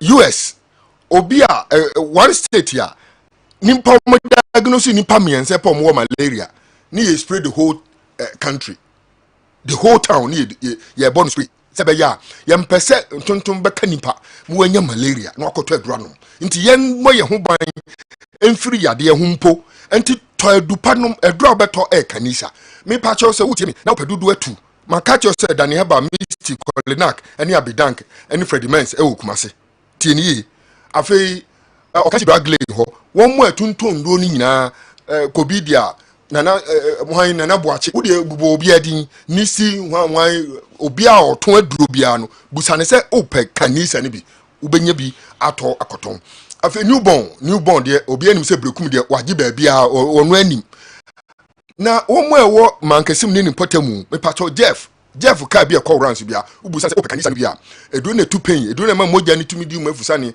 edo na boy ho ban firi yade ho no ewo he a ubenya bi ato amen sa ene nimudie ewo takorade won mu a epe dudu atu frɛ no masi 0247887436 0247887436 anasa 0202990943 0202990943 Kanisa Herbal Center no masi ahodo a ofrɛ ya ye be nsa beka na edi nkomo no mesi yade ahodo a ya yebubo so ene ne omo ahodo a wanom obi anum aduro ankore ma wa ya diagnose ye kwa ye saa moja ni nso na die mafurisa ne ameka che se wonom kanisa na timbo ho ban no de ntini se so obi a ya ni moja aso ate anase ni moja aso te ntem a wanya anemia ya hwe bo so wa ye ho ya onyare so wonte apo de bia bo so na ni mu nya ho ya odidi nso no wo fon sebi okoda a wontimi na ne to ase twetwe no na poso aye mere waye boho waye tese unhu na ono antimi nka nkyero se me ha na se me ha but ni ba bia ye ne ya kanisa ene fa waduro no na no na wonom a eboa hohuru moja ni mu ye ma moja ni ye adwuma yie na ma yade ahodo a edokoro no atimi afiri so enti kan ho bowura drugstore bi e benwo na busa se ope kanisa na no na wonom a eboa ma ahuru moja ni mu eyi nyare ahodo ofiri so maniom a ye edokoro wa wanum aduru anu a enko no fa kanisa ye waduru num na hwese eduru ensem ahodo ya ye betra fidie so a ye bubọ so kire wo yi ebekọ anase enko ana we eye aduru a eniom ahodo a ndubra ne habama ye digu mu no etimi boa se yade ahodo a ye ka ho asem a wonte ase na ye chechiro mu nkito bia na de bia ye ba o ena oba ensuo fufu gu eye pain o menstrual pain se eye pain na ebe din be mo bo se sebi wakoto aduane adi wanom na ka wadidi na kofie se nka woda na wontimi na adwendwen ahye so yade ya me pacho koto adupa nom adura obeto eye kanisa mesha eno na onum a wo to ase atwetwe a ya amanfo frɛ no sciatic pain o se hwan o wo de nu wakoso aye o mere ma wontimi na aye wadwendwen no numbi na hwese ebekọ anase enko afa wonsa aye utitiriti ma untimi hunu ho ano sabe wosi anansi achew sasabro ensuo tuto kakrai a wa be wo hyedam odi ntuma kuru ho watoto mpoma nyina mu still wotin kasa awod widiem no kanisa ebema moja na ya adwuma yie na ama ho ato na ma yade ahodo no afiri so me pacho phenomena na yeni nkomo akire ho why and no nsam ahodo ne sam no dɔso yeni na betimi atra kasa video so na yetimi aka ni nyina me pacho eye 0247 88 74 36 0247 88 74 36 and that's 0202 99 09 43 0202 99 09 43 baby bia ye to bibidru me pacho bo wura ho busa se opekanisa eno anu a oyade asibetu. Okay, boss. Yes, so you have a pa kanisa doctor. You dase mon friend numbers no ni baby a hodwa or the atudwa so benya nrebi ato hono na tentem na sohwe na wankasa obedi adanse kanisa heba. All right, yeah, to also Kessben 93.3, Kessben 92.9 Accra, DSTV channel no 364, Go TV channel no 121. Yeah, to also the local source no Bremo Mickey, Nsioba Babatrasi na or the Efiensem no and so atwaye so school no san near freno. Though I personally don't think dissolving the technical team of the Black Meteors is the best solution. Until they stop that chronism and their negative influences in the national teams, will appoint and even appoint Jesus Christ, but will go and come back like this all the time. They should just accept that our football has collapsed and needs to be rebuilt from the scratch. Ericus Imports, Fadama, Accra, the Ericus, and so the Abrayan, and the Anope, I don't know. Okay, enti na yenhwe the etwaso no so. I find it difficult to understand both the board and the management of Asante Kotoko to set aside for themselves, rather allowed Malaysia to sweat for their for their dissolution. We thank the Kessben Sports crew for updating us daily on Kumasi Asante Kotoko. We thank Malaysia for giving us hope in Kumasi Asante Kotoko. Reverend Father, a champion, and anyway, and so a brain. Me free Reverend Father champion so na mahwe why na diwe eba Michael Abebio edie any. Mamehwe name adie. I still don't understand why people keep saying Ketokreku is working with family and friends. Didn't Georgia Free, Nanaya Ponsa, and Amanda Clinton all decline an appointment given them by the FA? Some people were part of Georgia Free's campaign team ahead of the 2020 FA elections, but Ketokreku has appointed all of them.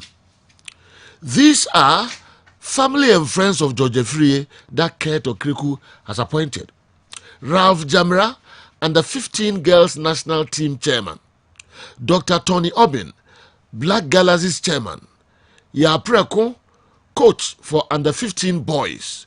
Kingsley Osei Bonsu, okay, Black Queens vice chairman. George Ofosuhine and Robert Duncan, all part of FA Cup committee. Abdusalam Yakubu, Kotoro, Linda Anson, Alaji Sharif, Evelyn Isiasare, George Owu, Simon Ahoma have all been given one position or the other by this Ket administration, and they were all part of George Free's administration or campaign. Okay. We free Ababio Michael.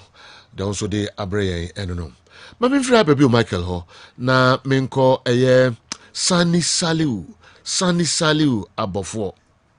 Sani say, I pray that the new CEO of Asante Kotoko will be able to revive its support base and the various unions. With that, a quarter of the problem will have been solved. We pray to get better communicators to man the club's affairs this time. The catchphrase, carefully chosen board, used to usher in the just dissolved board, merited it, but for rancor, mudslinging, and petty squabbles. In the first place, the board's seeking for modus vivendi was completely thrown away because of the parochial interests of some few. The mission and vision also got lost, and the mojo of the good spenders among them also died down. In the end, they became like the clustered marines, crabs, wanting to get out of a hole, but will be dragged down by the very last one. Kumasi Asante Kotoko didn't just mark time in these 30 plus months, but this time it in a reverse gear, as Naro said. Sani Saliu abofo unaudiwe and so ebreyen. Hello, welcome for the intro. Now I'm call Kwame Miki on local stories no embrace. Good morning, General. If not envy, enmity, and hatred in our football ecosystem, like by now, Kosinyan Teti will be the CAF president. Ketokreku took over at a point football was at a standstill. Normalization had finished their work and he came in to start everything afresh. COVID destroyed his first year in office, managed to bring it in sponsorship in his second year, and football got started again. We are in a haste to win something by just a matter of time. Senegal and Morocco in mind. Continuity of his office might bring us a brighter future. Hello, Kwaku, Guildford, UK. Nsioba. Yes, General. My club baby. Me kasa be comment via obi. Me bisa. Who the local stories na Ibrahim? Me the local and me bisa asem. Me ti me bisa. Bisa wi am you ano. Me bisa o. So na o ti. Me bisa wa asem. General say the way so. Obi say local stories. I o frame say na me ti me bisa wa asem. Untimi musuma. Dia local. Oh, I say Idi Amin. Upa for Bukasa kan. Idi Amin momo ni for Lenin, Stalin, for Stalin kan. Adolf Hitler. For Carlos ni Putin na momo Idi ano dey. General mani mi say bi ana ba o mo. Mi mani musa. Aba. What dey say? I fi coffee. Awa ba go great deal. I know we dey about. Okay. What's my mum say baby? Ababi o message na. Ababi o list no. We jebiom come add more. Anya no kanam dey my first story. Mama fa media no be first story. Aminu Shado a general manager at the Dreams FC. Obeka keti so kreku abra obe pray for GFA president no kan be. Was say GFA system no I was say inya abotre na football no e wo fom kura na keti so kreku e baaye na sabre wa hyase etu wanamo nti be take time nti enya ho abotre Aminu Shado almost no I was say say we cannot reap well with no soon. Enough investment in certain areas expose you. And for some time now we've always had concerns youth football, no, any coaching education and other things, especially investment, sky the right football no extra. So it will come to a point that a catch it up to us. No be catch super from 2008 2018, 2019, 2020, no. Now football, no, it wasn't stable for obvious reasons. And that's by, you know, actually, football, no, in fact, I think we need to even give credit to this administration for even doing whatever it took for us to qualify for the World Cup, the high level, no. Because according to Mimi permutation, no, per game record, you know, there was absolutely nowhere we could have made it to the World Cup. But to me, the baby at 2 years, Yamesu Eboy qualify for World Cup. And see, of course, all this lack of investment over a period of time, and at this point in time, most of your youth teams need be no more competition or munzumin enrich the expectation of Ghanaians. And when I was say Emma Ghanaians say he found football no eto he found identify say enkoye no ebi mo identify coaching. Even more than 5 youth football. Wow, say this administration especially, no, they've made a lot of effort to revive all the. In fact, 6 years, 6 years in the history of Ghana football, Coast League, Ghana. But we all know that over the past 2 years, no, Coast League in all the districts, no, Yeah, but in years to come, no, we'll obviously have talent on very place or more positive on better. If we also identify coaching educational, all of us have had reason to question the level and the content of coaching education now in my coaches. Because of the fully fledged technical director education angle no suka on so no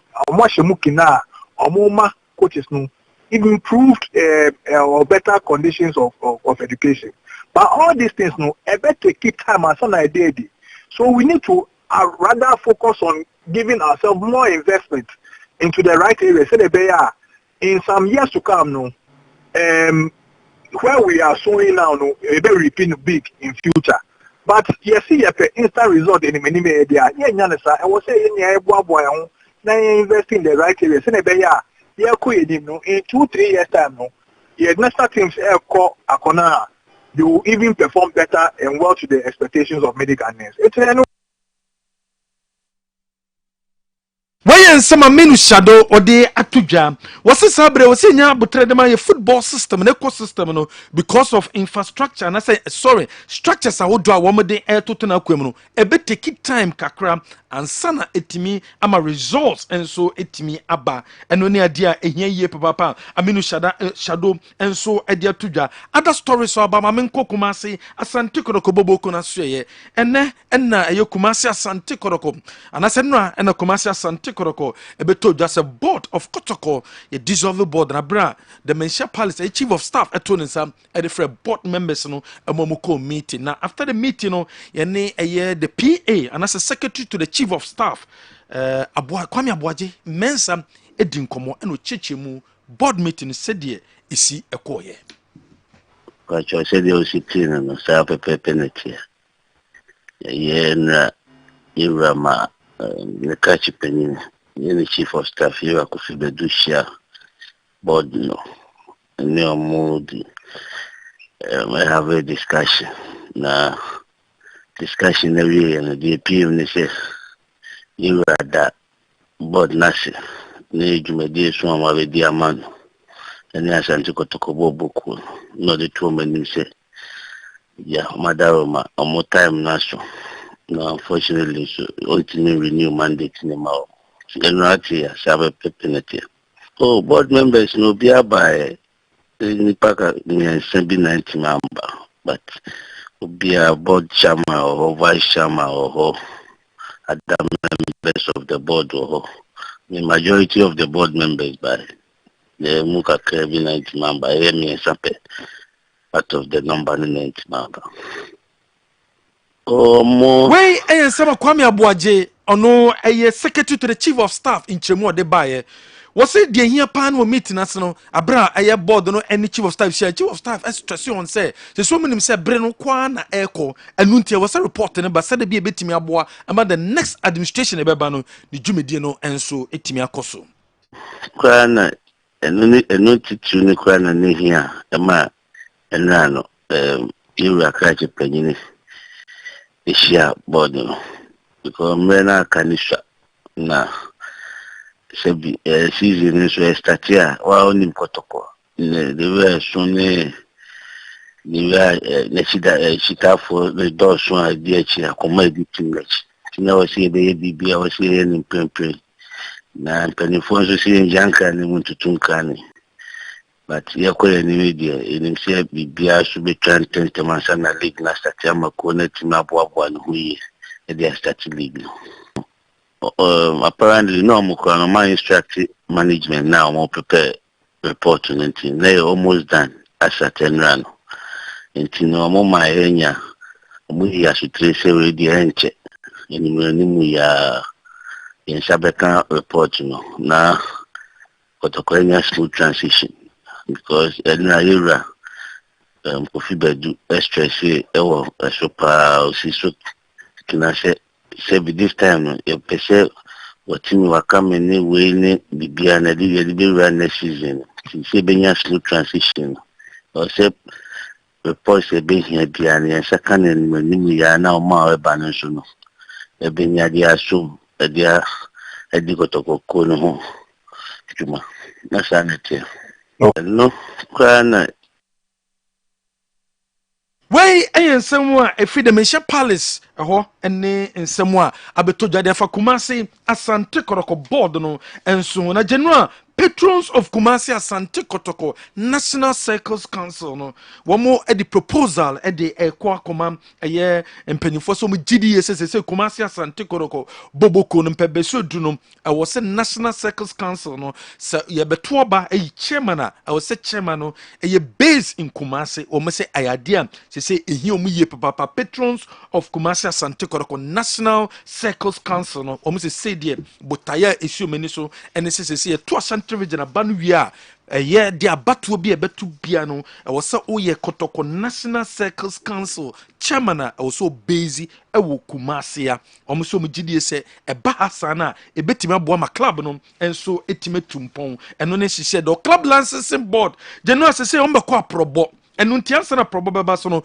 one more at the Krata Koma, all the Premier League clubs, all Division 1 clubs, says Sabri, Obiambe renew the Lances, Ebamano Quine, and ma 2023-2024 season, Obetimena Quine, now so take part and suum. Now be renew Lances or venue, I Obetimesi Wakain, and so our home. I was so timid edeba. Apart from a venue, no so one more air per se, also so or structures from the board through a year other structures in Nano or sitting in available and son a club lances board no or more probono general woman to me ashas here and until almost sabre or be a club be a obesia Premier League Division 1 bianum I was so to me ba now be renew on lances and sana impono with me abo young come a year under 23 Bobo Konasye and meeting cosum between the FA president and under 23 some members of the management committee no on your discussions ahead of software some report to the babano some of the reason why here a team no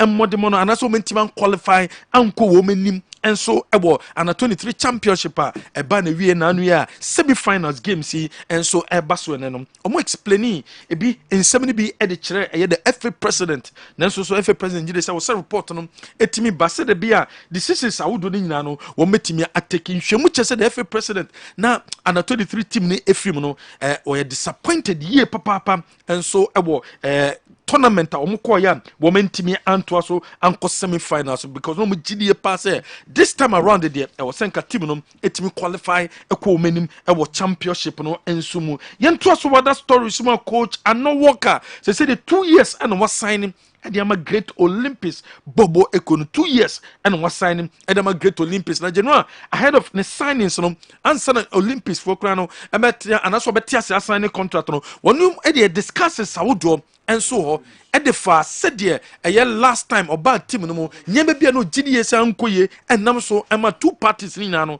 wo to be party ways ni nano wo discussing ni nano and so edifrio and sana wo mutimi prepared contract ediama no amatimi den sa and so ashase e wo great limit make say 2 years and na papa no wetimi den sa ashase a wo ba be ye adwuma and so e de aboa bobo ekono yento so na genuam ene asema abeto dwam abra FA Cup committee chairman Mr. Wosenata oh yes Sky FC Timura what abeto dey say ope coach e wo ni team Sky FC na coach a open no ope coach a eba youth development a oyade otimi hunt for talent apart from no also here coach a obe that's all lances A and that's lances B now what the two just say here coach so a obetima bo formation we e dey am ni team no 4-2-3-1 apart from so bobo 4-2-3-1 also team 3-3-3-2 3-3-3-2 and the man for 3-3-3-2 no a formation by nesu coach no nesu team rano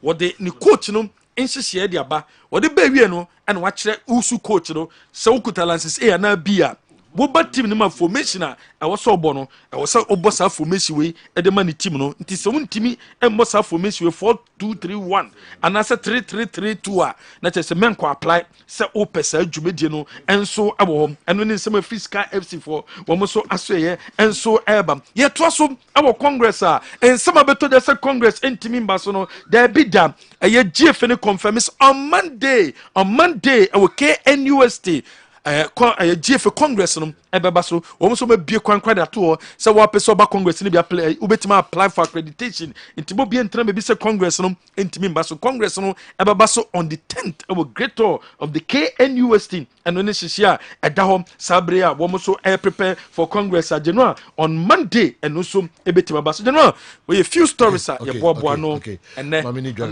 Joe Akra na fi yemfa stories ni na emra. I even forgot Coker's name. Nana Kwesi Jembibi. He was part of George Frie's management campaign, George Frie's campaign team. He's now a member of the Futsal League Committee. I'm a bio Michael, and so and I signed the way Brett Yang. All right, remember now you have heard other stories, and so in Victoria's Collins and say we need peace in Kumasi, Asante, Kotoko. If we want to succeed, I'm glad the dust is settling down. Let's see how the new chapter will look like. But I'll be glad if Malaysia takes center stage in the running of the club. The decisions must be for the best interest of the numerous Asante Kotoko supporters. Okay, Grace Gift. Ulmawa, Sanso na Jubi, and so Atrasi Olu. I say, yeah. Yeah, pa. So.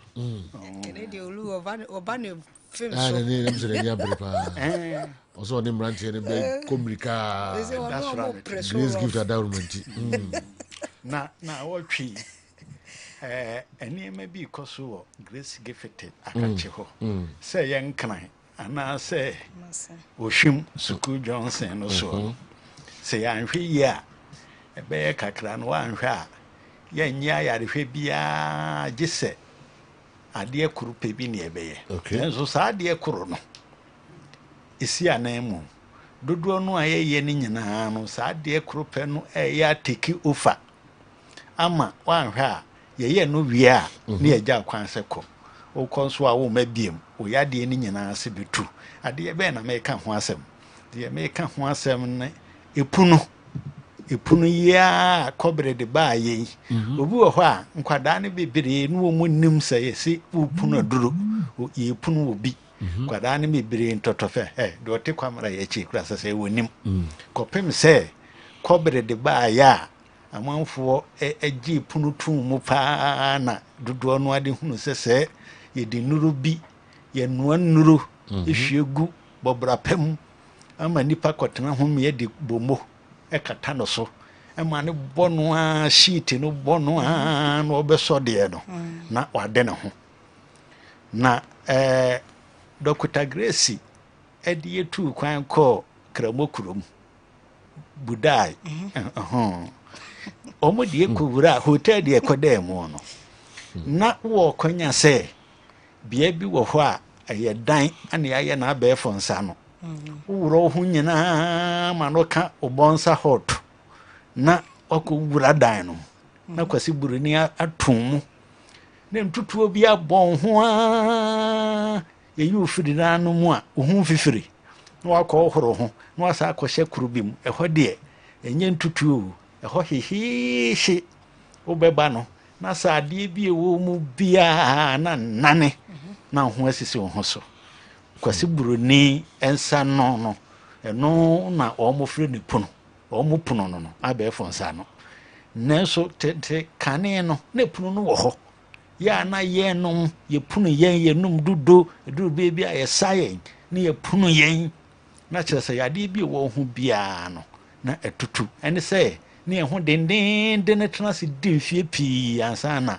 odoma kuma to nsa frɛ ne nkwada ya ma bai mo se ye penso no sebe sa bre no mom ne ya jimi sa bre no mom o mo se ne ya jimi an mo ja gu ho mo frɛ no ba jimi bre ene nei ya mo ni munyansa no wa ne se mo wo hot hawk ne boboda ho go to sum ne boboda ho ntotofewa wa no kane na koda ngusa so ahuno ne nyina ye nananom esa omutwa eto ho a ya mane afiri ho no ene se eku yentemu na Grace Gift ya sa kofa punu na ba e dia bayie kekanu tabranko hini ene han eno anu tutu dade san ni kukuom na diabetes stroke foɔ ba diabetes foɔ ba ebunu wo a ebunu akye wɔ typhoid kyerɛ sɛ yadeɛ ne deɛ meka no magyadeɛ yi yadeɛ biara ne nnua a yɛnoa adi punu na woba na sɛ yɛpunu wɔ mo a na sɛ ɛnkanka ne nkran na wɔtwe mu na me wɔ nkran ɛdane atwɛdebɔ nkranfoɔ agye punu no ato mu a san ɔsɛ kuromufoɔ ho ɔmo koraa yɛayɛ ho aborɔfosɛm a ɔka twi koro a aborɔfo bɛɛsɛ du no sɛdeɛ ɔmo asi agye punu no ato mu nkran kurodua no mu hɔ no ɛboro ma adwene ne mente aseɛ so ɛna me na mebaayɛ me na ɛduro me so obiara pɛ sɛ ɔbɛpunu bi ɛnam deɛ ɔmo ahunu afiri punu no mu nti yɛpunu wɔ ɔmo kɔɔyɛ no nsɛnkyene ne asisie ne yade atutu afiri ɔmo widie mu no seesei ɔmo bɔ punu ho atwɛdeɛ enti koyima ya wɔ nkran mebo aba so paa kɔna sa banteɛ no adwane hɛte agu wɔ paa na ɔnoa nuro ne ba a ɛsoani ɛnsɛ sɛ yɛka kyerɛ wɔ na ɛnkanka ne yɛnnua no mmaa wo a wowɔ program ɛwɔ sɛbe wakɔso yɛ aletere no ho no yɛwɔ kwan bi a yɛfa so siesie hɔ a sɛbe yɛatwerɛ gu krataa no so sɛ vagina steam nkane yɛ mam vagina steaming kosɛ na seesei no a ɛpunu no bɛka ho no sɛ fɛs no na ɛhɔ no nko a ne yɛpunu ɛde ma maa no na seesei yɛde general ɛpunu abɛka ho na ɔba a ɔwɔ haw ɛwɔ akɔsua kuma no ho no woba a na sɛ wobɛto me asopiti hɔ de a me na yɛde wo hyɛ me nsa na wɔpunu ɛma no a yɛbɛyi ɔmo bagyama steam no me na hɛ me nsa deɛ ɛyɛ ne sɛ ɛno nso so waduru a yɛyɔ yɛde gu kukuo mu ɛnoa no kama na ɔbaa no atena soɔ no ne yɛ saa deɛ duro no bi agu bɔbra pa mu ɛde asi n'anim akyerɛ sɛ wote bi so ɛna bi si w'anim ne yɛde bɔmuo no akuri wo ti na ɛbɔ honam nyinaa a wotwe bi kɔɔ mu no na ebi nso bɔ sɛbe aseɛ hɔ na baa no bɛsɔ deɛ no sɛ yɛn nyinaa yɛnim sɛ nam mono wɔ hɔ yi ɛnam mono sɛ wonya akranteɛ nam ɛmono na ntwenam apraa ɔdabɔ okusie na sɛ wode bɛyɛ nkwa ama no ayɛ da a gye sɛ wɔkye ho twitwa gyeende gadeke ɛne mako twi gu ho kye ho paa na wode yɛ nkwan a woka wano a sɛ yu ade yɛ danie saa nso na sɛbe mema yɛade yɛ aduane yi ɛno so yɛ nam mono te duru berɛ bi na sɛ fa haw ahodoɔ mu amansan agya nan ne ho nneɛma a maa yi kɔ so yi kyimatreɛ ɛba ho a gye so wakye ho sɛ nam a wode bɛyɛ nkwan ne no no ɛmaa no bɛtena saa adeɛ no so na ɔmo sɔde ɛduru fie anwummerɛ na okunu kana no a dɔkɔdɔkɔ frɛmfrɛmfrɛm dɛdɛɛdɛ tentan wompɛ wei na wabɛka amɔtoa mu enti gye no mɛsɛ no na adwo bi de kakra bɛka ho na seesei deɛ meka nyinaa ne sɛ glace gefete akɔfa epunu a kane na yɛ nananom punu mu ɔmo enyini epunu no yasa akɔfa babiem a yɛyɛ ne gidigidi a adansi efiri mu ba no wankɔyɔ bi a na adeɛ yɛ afa akɔ 054 tele 0543 tele 2 32 00 00 tele 30 054 tele 0543 tele 2 32 00 00 tele 30 Anna 0242 0242 72 72 52 52 74 74 0242 0242 72 72 52 52 74 74 That's what I'm authenticated. Yo, there said the offer kind of a nyamisra pa wo hwe me anaso se wotie me a Grace Gift Herbal Clinic and Laboratory Services asuye de ye ka de achewa ne se wusan ye ho a na okwa akofa eja wa adwubi na ato ho so se wusan ye ho a na okwa akowe san se tete atempon na ena ye nam so tro kronkron no ka kire se ni aduaba ne mfa na haba ne san awe nyaminim di odiama Dr. Grace Bodu ewo nubrane haba makwan so ode san yare tu yare ase no emfiri ho no meda so ho enu nti no wo se wo de esa wonyi obi ani biemu a wachine herbal doctors so achine na sa wonyi herbal doctor bi ani biemu a wo de brana ne meto nchia na nchia to num no sa wi akete sa wanyi wanhwe for manager sa nyi wono a sa wo de obeto nchia na sa nkwa a fa usika kɔ enti de ye kan ne say Grace Gift Herbal Clinic and Laboratory Services asoye said de ofa kan ye no epunu no eguso esan se bre bi atwa mu no me akra mani Fred no na mesua no wonya sha sesa wo ho popo na wo sin kasusi gegegege na o me maame nyame mfa ne kranse no akobubu new tree no asoma me man mo kobubu mra no wabubu ni bebre no de aguda ase mana so se bi wo ho akukuo mu ni anoa ne tututu ehuru no na wo chese woto ya nya de ya ebie so no de ade akata so no de abesi wanim no de ntuma kuru ho ye be pru wa be sore ne se wa ankasa wo ho ato eno ena se Dr. Grace Bodu wasanso ayi mu enu nti ena da ne da nyina ya na mpempi afofrofo no mo ya so mo chesi ye omba mo nto ye san se wo ye se wo ba obedru ba bi e wo no ne asa asua bibi foforo ne ye kwaye nim da ne da nyina de kye ne ade se bia Grace Gift Herbal Clinic and Laboratory Services asoye Dr. Grace Bodu eni a doctor for ho no omusua bibi foforo de ka ho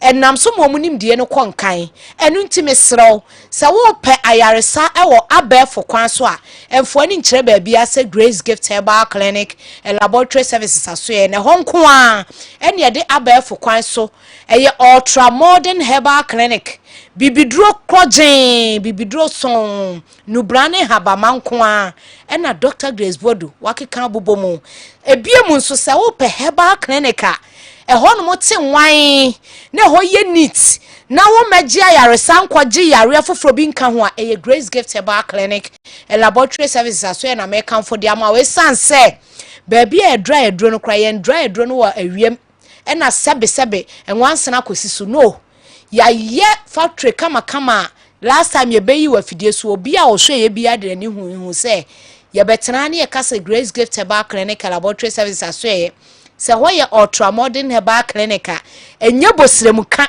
ena enye trobi na enye mfutro ne etugu nkrofo ni nemom eye de ye nim ne ye ka ena ye mese ne ye ka obi anso okoho bia akwaje aresa bia anso nim se herbal clinic honum e hote kama e ho ye neat uduru ho a babia ye kama bibia anso dede dana kwam enti ye to nsa afro bibia se omra ayaresa bia bi honum a menu abema sejo okoduru honum a de anese for be ye oni doctors no kra be na yare no kra na san ye west esu e de obeduru honum a akrokro bibia de dana akwam enti Grace Gift Herbal Clinic and Laboratory Services aso ye to nsa afro bibia se omra no obeduru honum a ne hawo no anop mesi bre no nsa beka service oyi ani Fred mfiedu no achide ko kwata achacha na afa emum afri honum a de aka bia wo de ba ye betimi ahwa ma ho ato kumase hanom kumase ha ya sue no wo school junction barakese kwa so na enkra pompuni mantam nso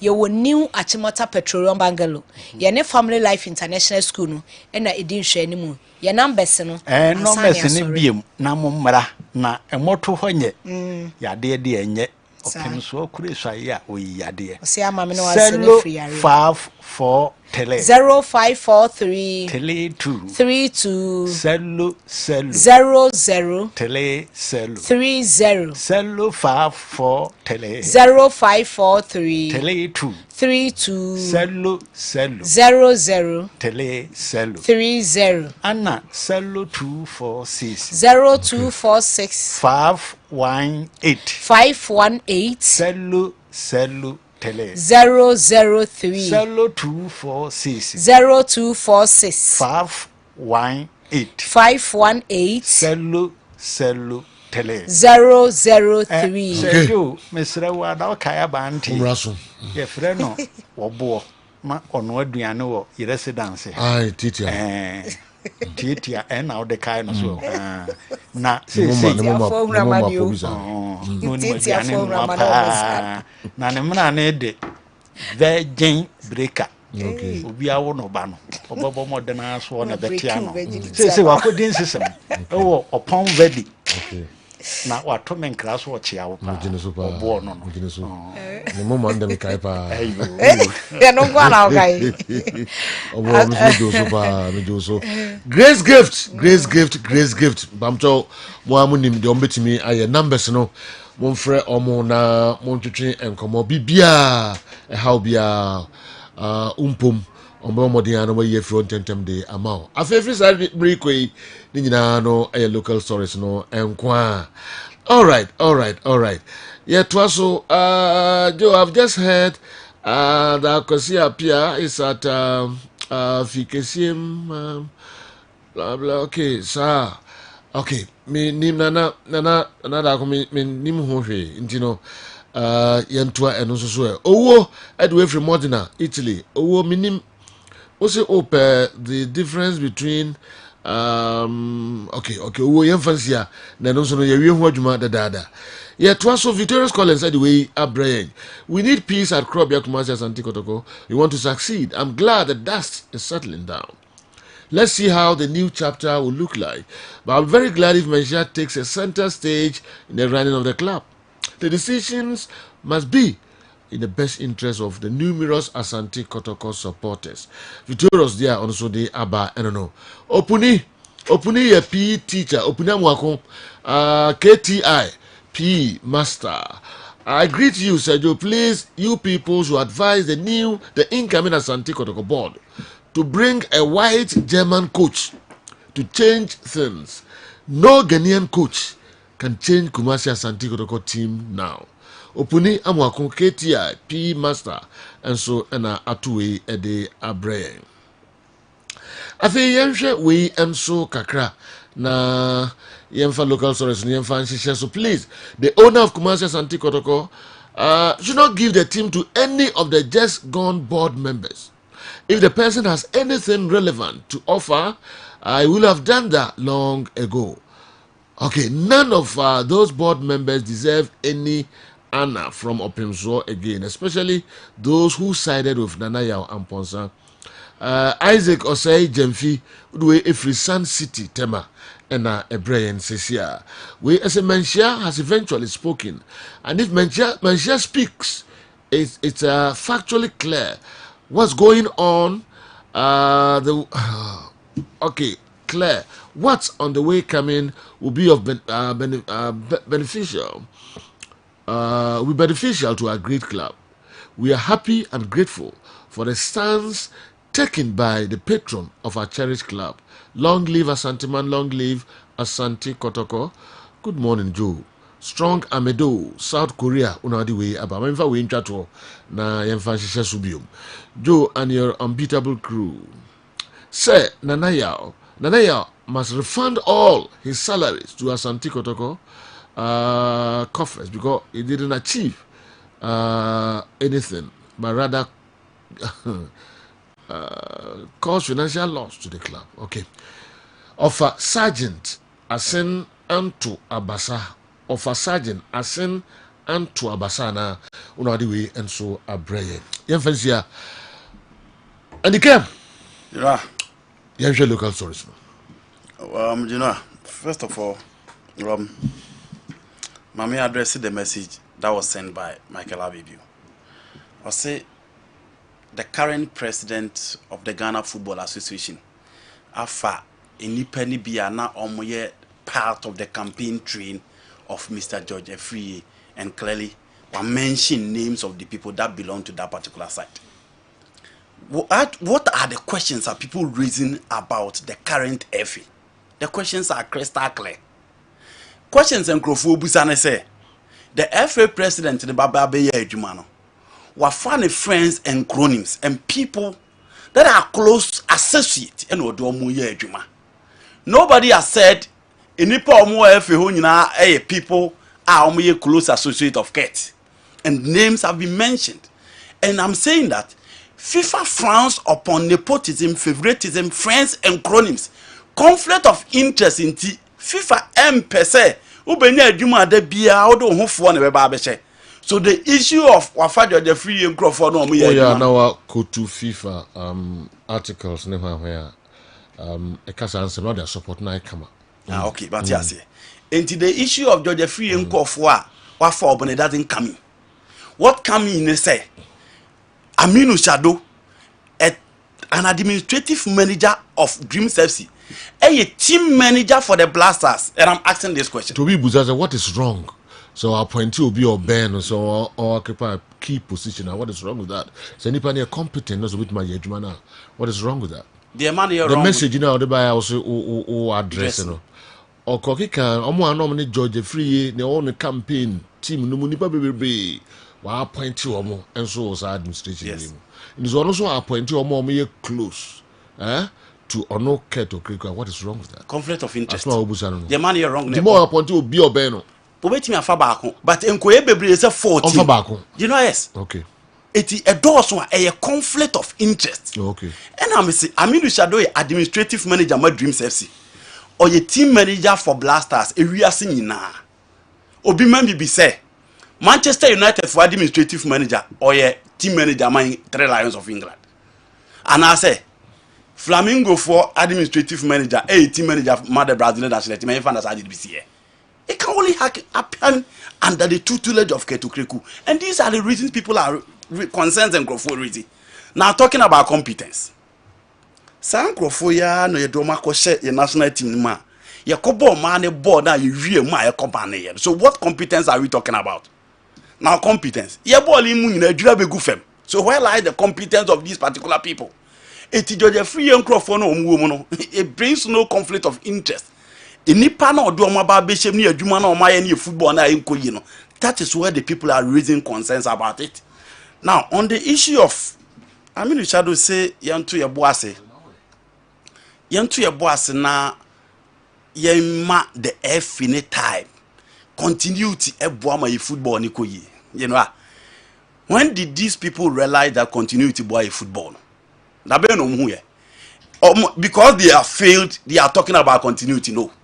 Say Juma ye the beba na why ya to aso ye hwe de why any more chance Juma na why no why ye. Inti ye more the chance to continue. But you know, Ejuma ya mo ye enya Ejuma aso aba. Enya Ejuma show promise, enya Ejuma show progression. So why then do you call him for continuity? Besides that, omo ankasa omo check on appointment if there is continuity in any of the appointment.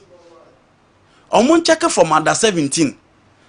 Pakwesi Fabian, Coach Maso Kunadu, and now Karim Zito. There's no continuity over there. Come to under 20. Coach Karim Zito, and now Samuel Bodu. There's no continuity. Come to under 23. Coach Ibrahim Tanko, Pakwesi Fabian, Coach Ibrahim Tanko. There's no continuity. Talk about the Blasters. Sika Akonom, Miloma Radovic, Otado, and then Chris Hutton. There's no continuity. It's almost more continuity no. One more for almost continuity na almost like I say. We should give those people the opportunity to continue. No. One kasa mun chire wo baby a. Se nkrofo a mo for madwuma se omunye no. De no a ye mo continue ani ma be koyi. Mo fa coach ana mapam no. National team mo fa coach si apam fa pam. Eti munim se continuity ye adwuma. Enka ho na mo fa coach ba akokọ na anye yi a. Mo ma coach ni time to prepare come back no team ya perform. But mo fire anye yi adi no a. Na mo je so why are you saying we should still give you the opportunity to continue? Moreover, you know, to sum it up, on the issue of Monsama Equabu, Nan 13 Crawford Tino, and Untin and then call your CAF president and a whole lot fine. The issues on board, they say, your football, what is the direction of our football? In 2018-2019, you know, at the 23-year Kenya Egypt. We were in the semi-finals, just a penalty and Kadieko. The Olympic Games I born the last time. Yantimian qualified. This time we are in the group stage. Yantimian qualified. So where lies the progression that you people are calling for continuity? Blaster Anna. And I do not time. I say yes. Into sum up, and also sum up. Me sum up in Nane say a Juma Aminu Shadonen and Penning for Nayan. And yet Juma also beaten up because you're moment to us because they are Juma. The state of our football now, your local league is dominated by poor officiating, match fixing, issue about conflict of interest. Again, you know, your national teams in crumble. You share the prize money for our league. You share the integrity of your league in a war. And you know, you do all these things and you are saying that amount to us. No, only any positives. I go beyond 0.5%. I also am more to you, so I'm person. What's the meaning of that? I won't need any positives that go beyond 0.5%. Yes. What's the meaning of that? The percentage is 100. Omo juma oma ya na ese no ma. Dia juma no ma ya. Omo duru half of it. I was a moment to us. Okay, all right. You fancy high. Na minko Franco Naro. Naro, I'm sorry, what attention. Oh yeah. On the GFE, then maybe at the appropriate time. I don't know if we are assessing the FE. So if it's an assessment, maybe we'll have a sufficient time to do an assessment, and I'll give my opinion. Okay. Because I would want to look at the various duties. We look at juvenile football, you look at women's football, you look at the Premier League, you look at refereeing, and then coaching education, you look at the national teams, and you look at all those things. And I think that I will take it from where we picked it from and where we are now. Then probably we can juxtapose it. Now I say, has there been an improvement? Improvement, is it at a snail pace? Another improvement, no, quite fast. But for want of time, team Amemfa and on na minim se yimremu. That's all why is animanda dana. Unye wiasa.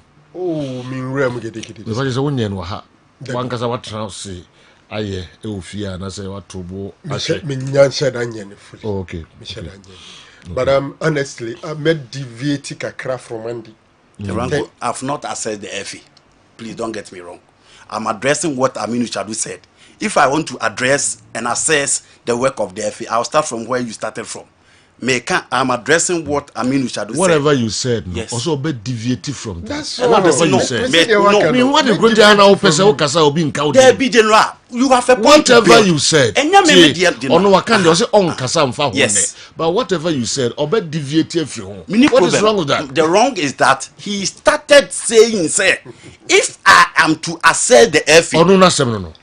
General. Me must am kind of Franco Beka. No. And the missing baby our can partner our kind. No, whatever you said. Also, from where you started. I'm not assessing the FE. Don't get me wrong. I've relaxed. I'm not assessing the FE. So don't get me wrong. Just relax. I'm not. The moment I make his statement, I may deviate kakra from Andipe. You flare up. No. I'm not assessing the FE. Just listen to him. Right? Calm down, cool. Listen to him. You know, I'm cool. I'm saying that I'm not assessing the FE. That is what Franco always seems to portray. No. I'm not assessing the FE. General. All right. You see, I would want to pay attention to the Ekoso Asante Kotoko. Yeah. First of all, be a regular listener of our show in my position after some time. Bra Kotoko management on board the Yomajuma. And I've not hidden my disappointment because all along, na me share dear. Paying for the share on Sawonye, any day na Ekoso. And at a point in time, I felt that a choir na ye share any money, yes, so I'm paying for any num. Earlier on, I made a statement, say, Mijidi say, Menshia, Kase board no mandate, or moon renew. First of all, if you want to be very technical, it's not like your good board, no. It's like Omu mandate has not been renewed. Or hene ama Omu mfiemi ensa. Mfiemi ensa no so ye no. According to the chief of staff, Krachi Penina Omenshia no jiti yeso omujumedie no. Si yakasa omu ntoasoa na ankoyi. Minimize details issues in terms of report and all that. The information I'm gathering is management, they are just dotting and putting up the comments and finishing up. Very soon, maybe around Thursday, thereabout, it is more likely the management will present their comprehensive report to whosoever any aboard no probably be a mention as baby a omodibeko. But general, no question is sometimes you sit down and you ask yourselves, is it the time to go back and open those old wounds? And now say who be here says answer me be can ye na aye and send the whole ama will be for baby take you over no. Because a lot of things were not done right. Look, it's easy to say board na nyu madwa anya bibia, but so penny pa bisa who say a den pa nekosi a very passionate board. Mekai Abraham so do say own nika no. Ura Kofi Aban, coach in here one car, was my mom 2 cars. team no kwa Africa omu ni sika anadwo da so na Dr. Kwame Chei etuka abakumase abefa sika buduo de Kwame Kishozo omukọ nti den na siye ema saa mpanyimfo yi all of the sudden obi ate die very very important, and I'm expecting say whosoever is taking over, maybe a be a board for you, maybe a be become. It is possible. Me menya panke say become. Na omama omo institutional memory. Near anko ye de see yes and ye don't be drum pempenso do because I still struggling to believe say some paying for your modi or individual businesses mu. Ohine di timbe show munsa no maye no send your moye ni. E be a bibi anko ye. There is the need to find out. We here no the free honoma. Clearly, under Nanaya Mponsa, there's been so much division among the family Asante Kotoko. Unless anybody who doesn't want to say it. Whosoever is taking over, maybe or Jumaya with respect to bridging the gap between the institution Asante Kotoko and Ghana Football Association. Whosoever is taking over, Ewe Jumaya by bridging the gap between Kotoko and some media personalities, probably larger amount of the media. We are no whosoever takes over Asante Kotoko, of course, yenim say deputy the obey inherit be me sansama omukeka say Kotoko management aye adwuma oh na general general sansam no do baby a let's be very frank. What in Sema Kotoko management catch Kotoko supporters and Nabidru de Adria. So Trasi Dina Yafana Bisa who say Abranti way and de and some de and or the dead day Edinya de Pecoya and I say genuinely no bit my Mema met me the Kotoko Beko FIFA Club World Cup. Maybe teacher like team. Meti women's team. Meti juvenile team. Mpachauti. When you know, Club World Cup just all conquer Africa in Champions League and San Wako. 3 matches are boy Africa went to me and progressed to group stage. All your home matches you couldn't win a single one of them. And watching Messi mini stadium Mama Kotoko within a short day, some people started contributing. Where is that money? Nobody knows. Where is the stadium that was promised? Nobody knows.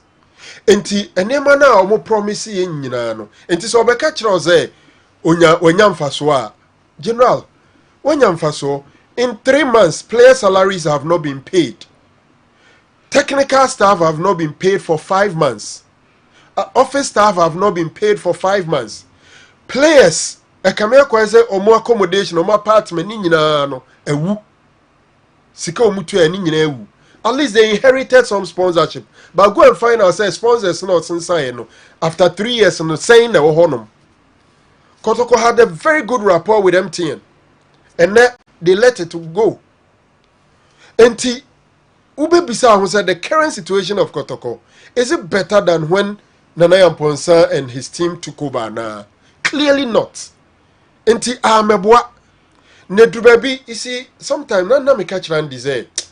It hurts me Nanaya Mponsa couldn't make it. Because the kind of love, the kind of affection, the kind of charisma carry ni their Kotoko supporters what the man no. Enka osi oprinity man ni da hona or the buo a man the board no mu support na. Enka he should be somebody and case wo tumi Kotoko no. Eye ni ye. Because obi a wa born coaches dua amo akodane Kotoko supporters for same form still na na epe. Team no ko Africa enko ye omo se no an epe. Unfortunately, there were a good number of people saying that, especially in the social media.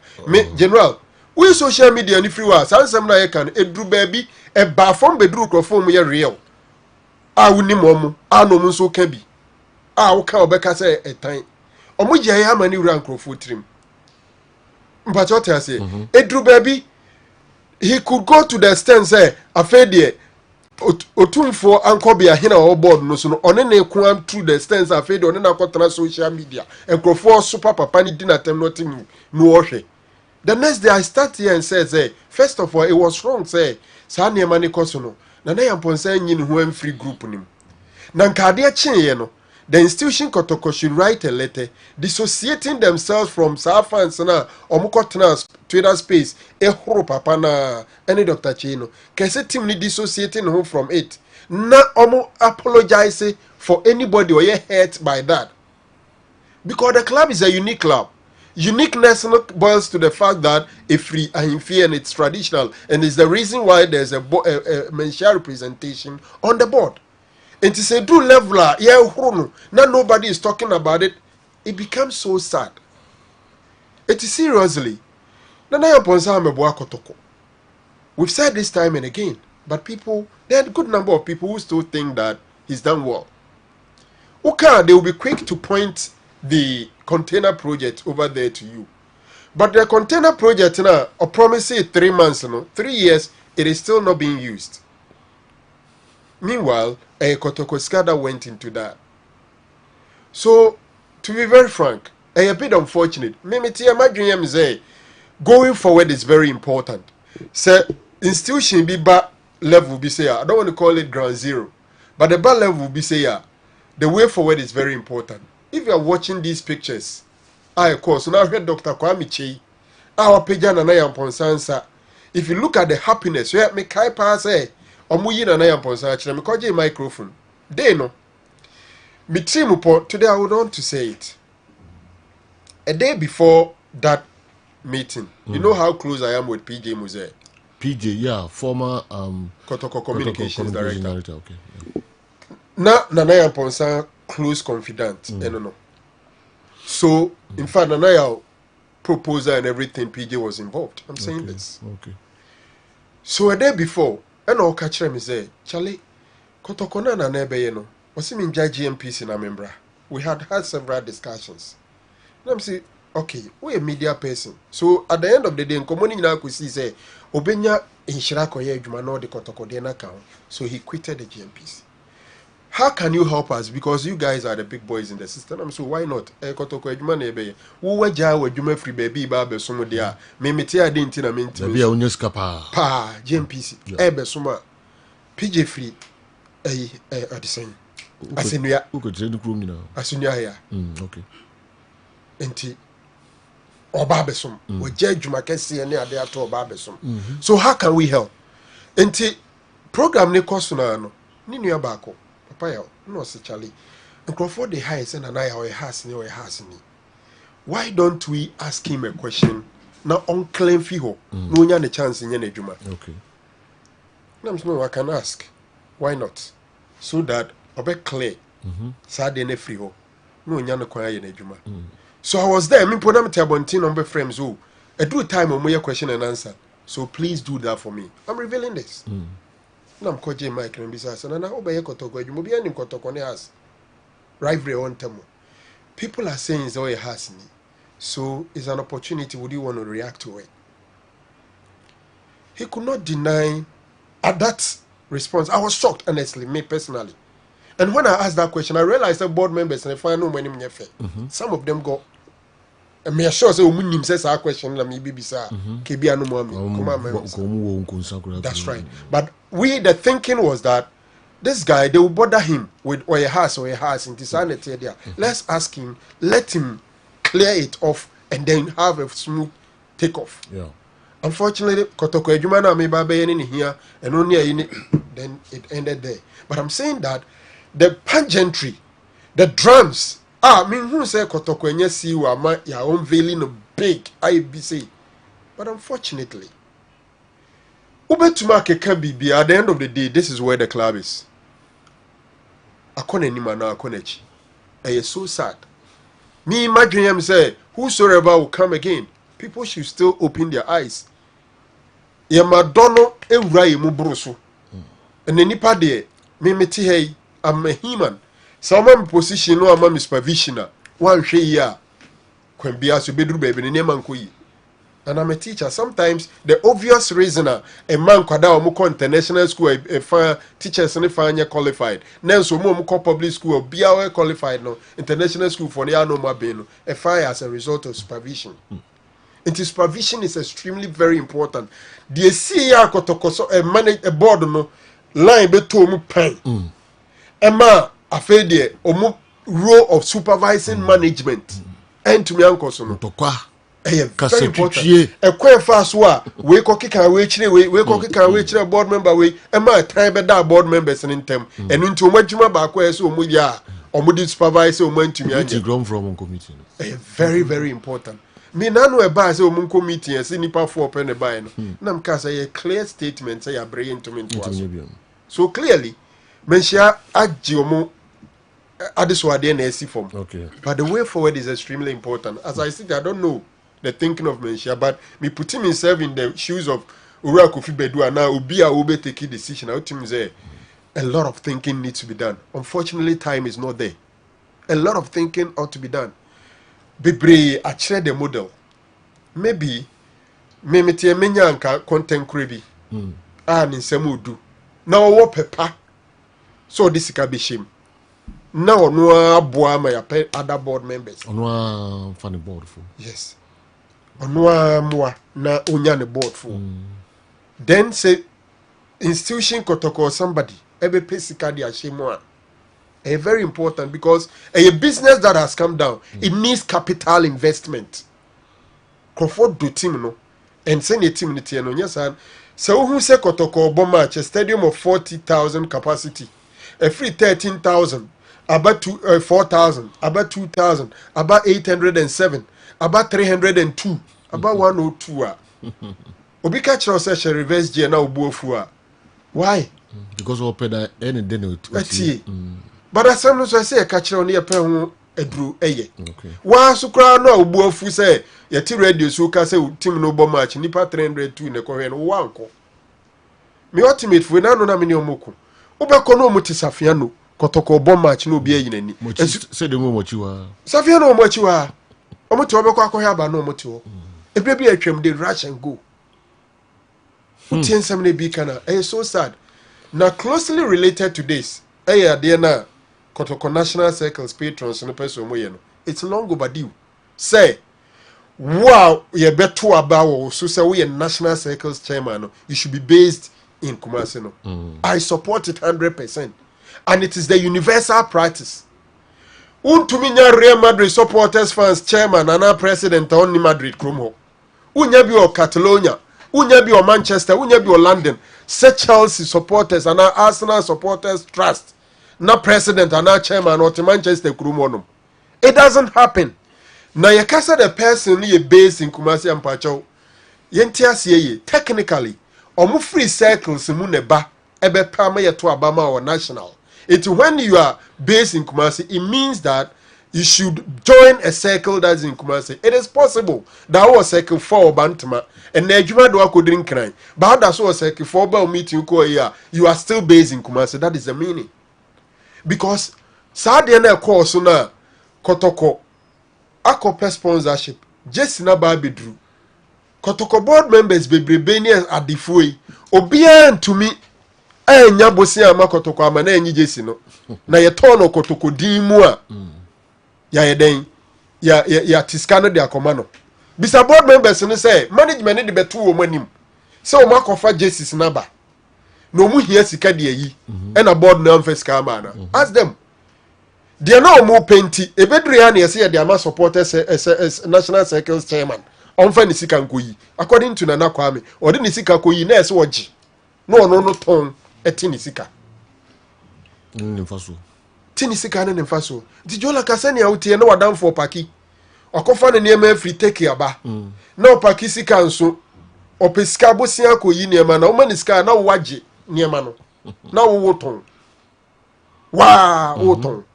Asante Kotoko. Uti Kumasi, uti Amekom, uti Menshia, uhia Kotoko Jesia. Jisi all this sika konkre. No bi akobie ni car boot. Anani store room. No yi Kotoko Jesi, no what your transportation account near the Abreu. That is the system which was being operated. You talk about it, people say it's hatred. Institutional interest is extremely important. And when Bill Clinton came here, he says, let the institution work. Every leader will tell you the institution is very important. Are we saying that?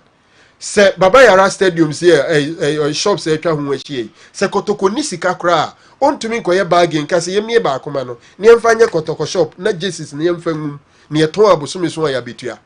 Yen to me nya ba akukra wosunyane. yenya ba akokra obo ase ana Asante Mampong.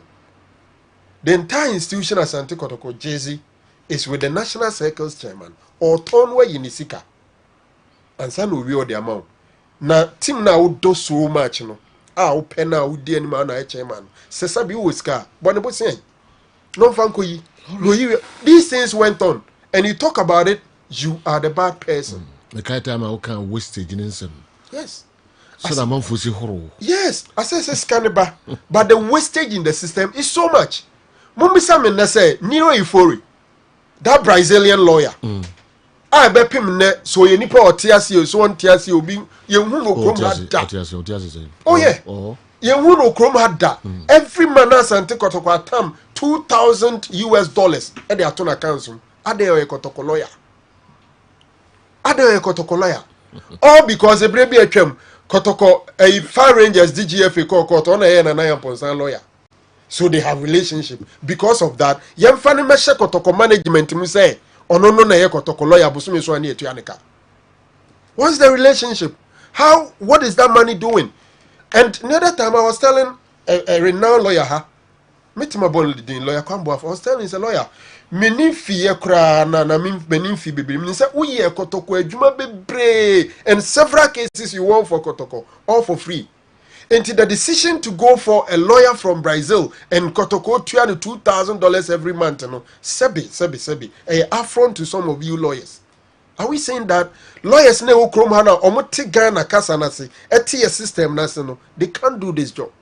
But Abranti where them radenin a year convincing nipa say a certain Nero Euphoria should be the right lawyer for Kotoko. Every month, let's pay him $2,000. $2,000, you are talking about 22,000. These were the waste I was talking about. Now make up and pass them. Why would a Ghanaian club, an African club, our match and nipa 300 and a match, ever go into a partnership with a UK club and decide that you're in a UK club every season? You bet you have £40,000 sterling. Partnership no DNA debre. You want to go on then they told us they will come and coaches in the region as part of their corporate. I am coach Brofo Semsa. General, it's so sad. But I'm asking whosoever will be in charge of their accounts, they should be very much particular about the signal. They should be so much, because a lot of money. Ask those people on there, YouTube, baby, no. Sika omushe or individuals see. Ask them how much they are getting. And to say Kotoko ni seek or sponsorship. Not any content a Kotoko the better platform. No. Asante Kotoko is 60% of the revenue. Then it means that a lot of money has gone there. Where is that money? We should be find out. I'm getting into a point where I think that see the team share Kotoko. Hey, obi say na na mbonza de. Onti say Dr. Chi, onti say Bafo, onti say Herbert Mensah. Omo de so omo do musika ne baba ye. When de oba be ye adwuma, bosome so anu agye na ketua. It is such a person owie no okwa so obu akonta na ba bia sika sha ye hu ye bisa no. He came to work.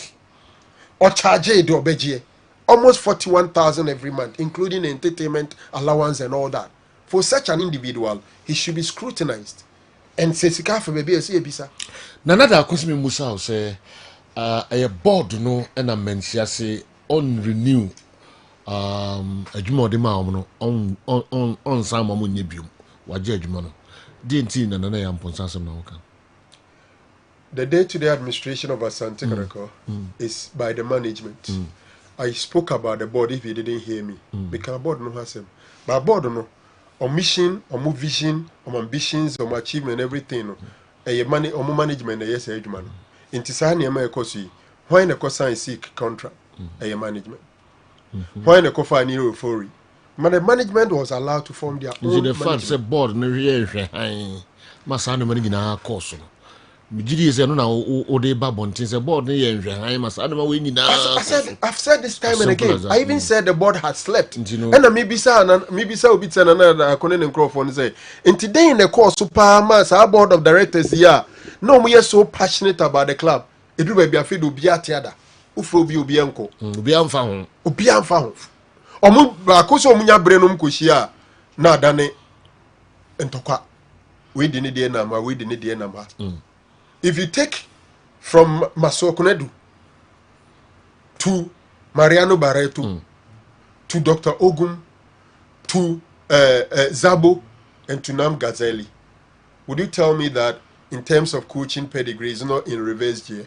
And is this the duty or the work of the board of directors? Clearly, board in the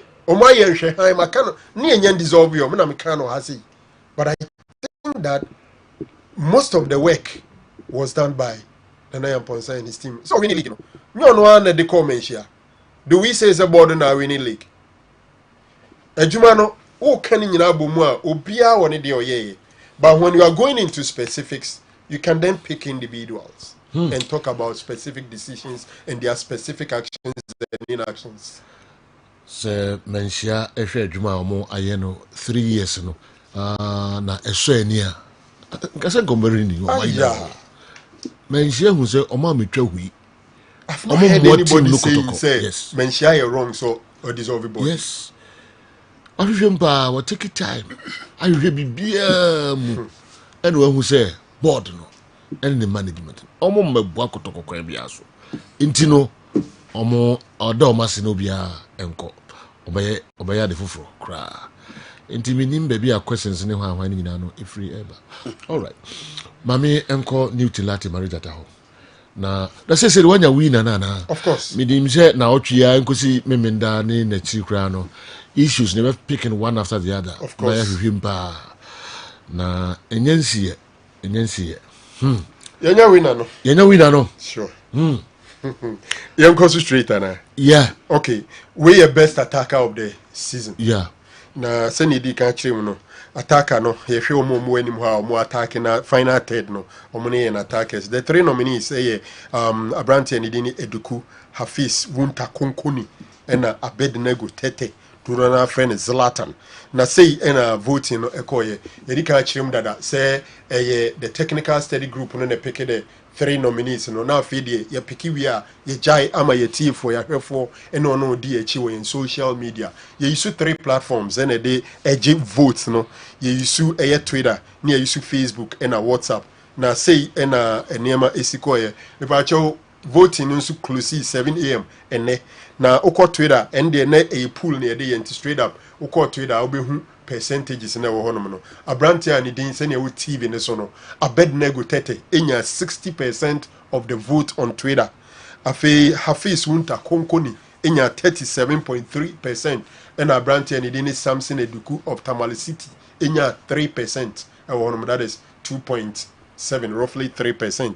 Na total vote ewo Twitter no na ni nyina edodo ye 75 inti o check percentage na what it means and it's a Abednego Tete inya 45 votes out of the 75.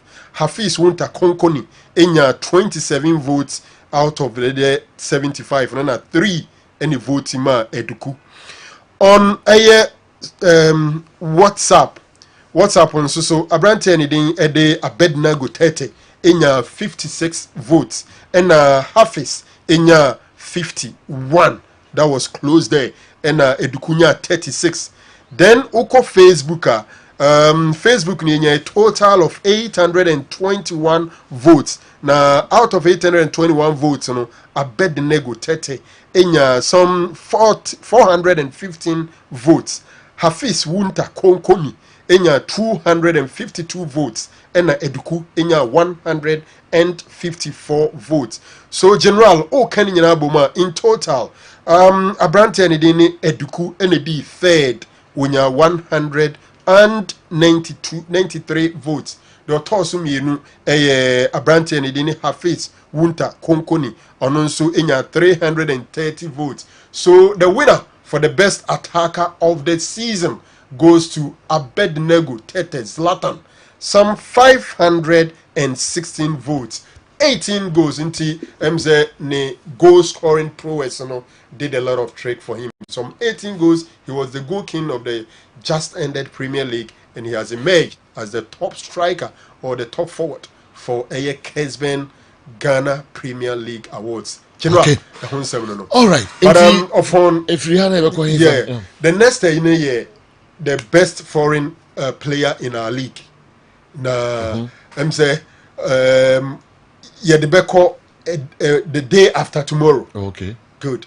Because yeah, in area, but yeah, challenges in terms of some statistics. We want to confirm and all that. Until you won't get it. But the day after that one, no, you're best foreign imports of the season. Nominees now for you to swab general. Oh, okay.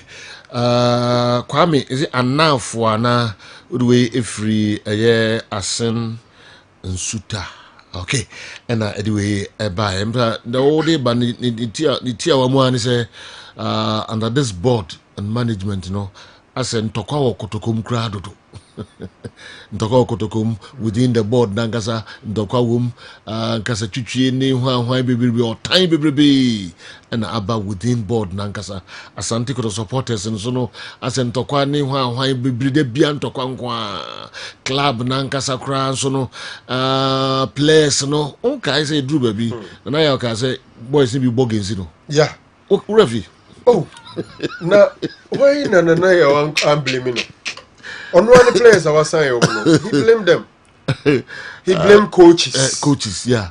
He blamed his board members. Yes. He blamed media men. Yes. He blamed the GFE. Yeah. He blamed referees. Yeah. Give me one particular group of people. The players Nankasa Sokrano. Na friends say some technical team the same journalists if you could ha na ye na to mani wo ho sa your journalist bi ho kra dia o hwem no nka na sem o tra mo bi ko kana sem wi a no no ko post nsem no although the thing radio so ni we ka oni we no ya na so monitor obi program na odi eno social media say amamfo ni na tema no. Look at all these journalists. Human beings like this. Journalists. Draw salary at the end of the month. Journalists. All right, before commercials, kakre biaba. Pam no trano. Na fi mi call Newton Lati Marija Taho. Na kala house when my friend. Also ni madaho. Undi ame kasa chrewa fa. Also ni adaho. Mi no se woni kura no fita ho. Also fita ni na yi no. Eni ni fita na ba pa. Aba. Oh.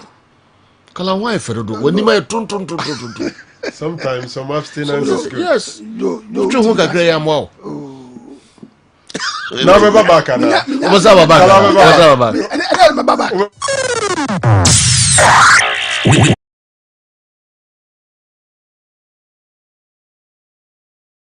So back for no and a general a board no so no. Dominic is right in front of them. A bad sayer or ni out me at the envision field and also, and then you have two midfielders just ahead of him. This is Dominic. But put Dominic in that tournament. Now Obi ne Jinachi, a basa on your comfortable. Now on your comfortable in the long run, a ba affect here. Now watch this game carefully against the Moroccans. Now I'm sure by Dominic. Now this is Dominic chasing shadows. Show Dominic closely. This is Dominic. Boy, oh dear children, they are traveling 60 meters. Born you go. But they are traveling 60 meters to our goal area. But Dominic he doesn't possess the ball winning abilities as a midfielder. But under the ball Ukraine, and if you didn't on the quack right box, do your box, no release the ball. And then Dominic stayed static.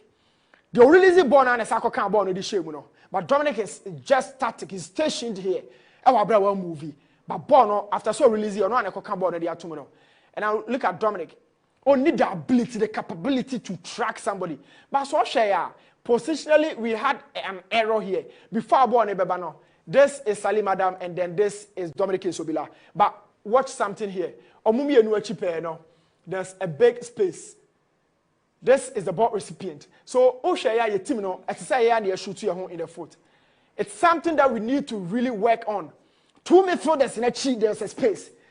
And there's an occupant. There's a recipient of the ball from deep defense. Why are they so higher? Who protects the back line? So one line splits the whole. And the stays always in the line. Dominic decides to chase. But Salim Salim is out of nowhere. And none of my conceded this goal. It's been happening from Qatar. Either during live match coding. But the game no cost coding game on the bench. We lack it. Or during the beginning, pre-match, na you lucky BB. But General Solskjaer, there's something that we need to work out here. And sometimes, this is Dominic's position.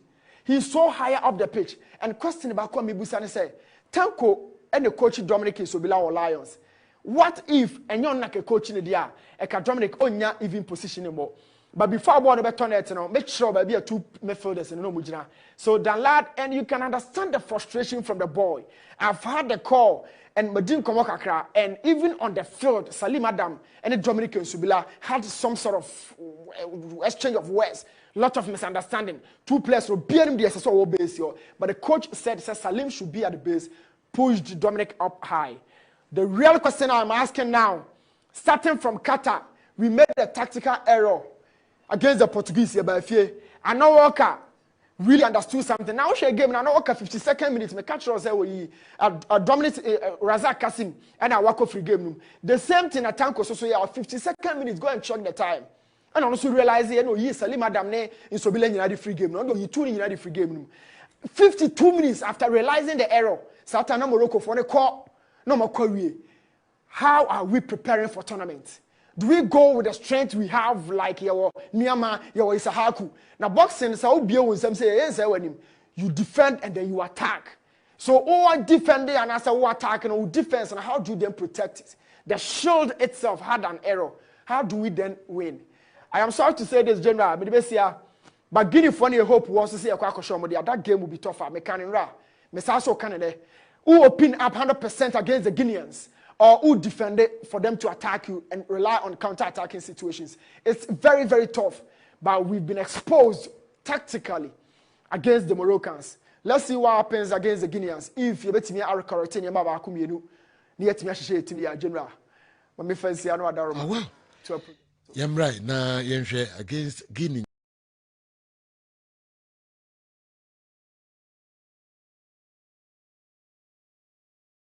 Really monitoring. Now watch his movement. He's so static because on dropping back. Because has say ya, Ubenya Salim Adam, but be a Dominic Peno, or Hana Salim War. So Shadian Kakrebi. Dominic is static. And a Salim Adam, HSC, in a film, in a free born war friend Honomo. Because he two midfielders and a friend decides to keep the ball, progresses it. But unfortunately, ball no echo true. This is Dominic Sobila. Now watch something very closely here. Opponent say indeed when me team no. So after some ball no war afrane ho no two midfielders no omo nka game no why na e ba bejiako Salim Adam onye de okwaje ball no koni bia de okwaje ball no kono so a the reason being that two players in ebo no ono no need that base on in general virtually on can game no and it's been happening like that as if nobody cares. Now so shall the lad beside the ball nako we struggle to move this ball out. The two midfielders in na no omo nka game no. Because Salim no on need the comfort to go for that ball and move the ball out. But let me show you Dominic Sobila profile whenever he plays for Accra Lions. So our Accra Lions are generally run in here. At the defense in him.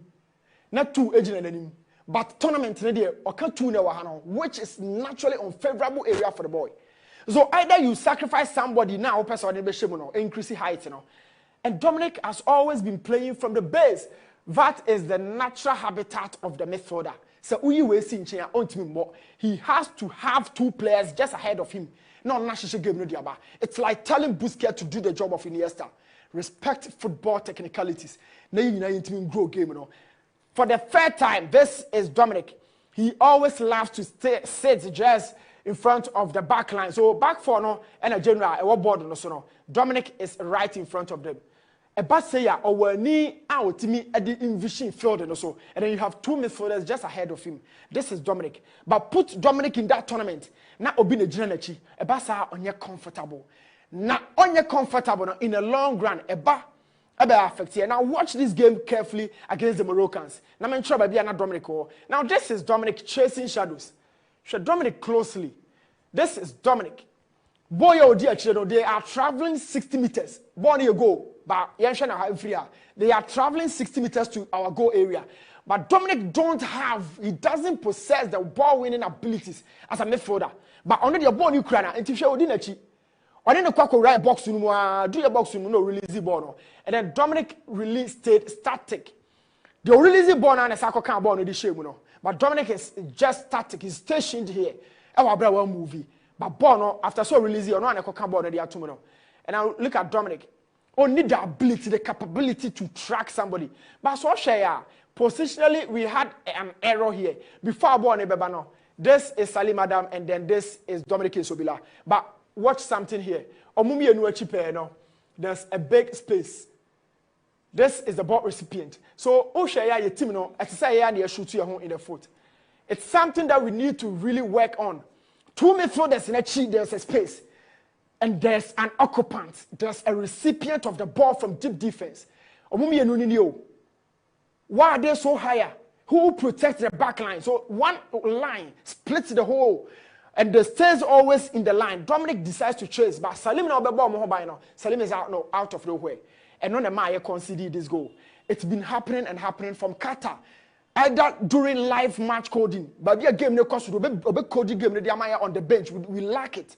Or during the beginning pre-match, na lucky BB. But General Solskjaer, there's something that we need to work out here. And sometimes this is Dominic's position. He's so higher up the pitch. And question about Kwame Busani say, Tanko and the coach Dominic Sobila or Lions. What if and you're not a coach in the dia, a Dominic onya even position anymore? But before I want to turn it, make sure there be a 2 midfielders and no mujina. So Dan lad, and you can understand the frustration from the boy. I've had the call and Madin Komokakra, and even on the field, Salim Adam and Dominic Subila had some sort of 92.9 Accra, 93.3 Kumasi, DSTV 364, Go TV 121. Newton Lati Marijata, I crowd a member ho na fi yahwe also the ebetu eja abed nego tete and a much no say or no and a striker Ghana Premier League striker of the year of the season. And also no. Newton Lati Marijata.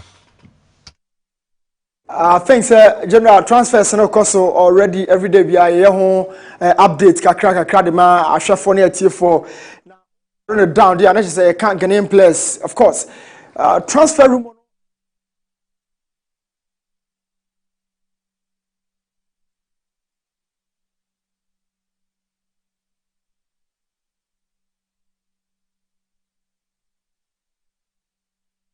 Oh, okay.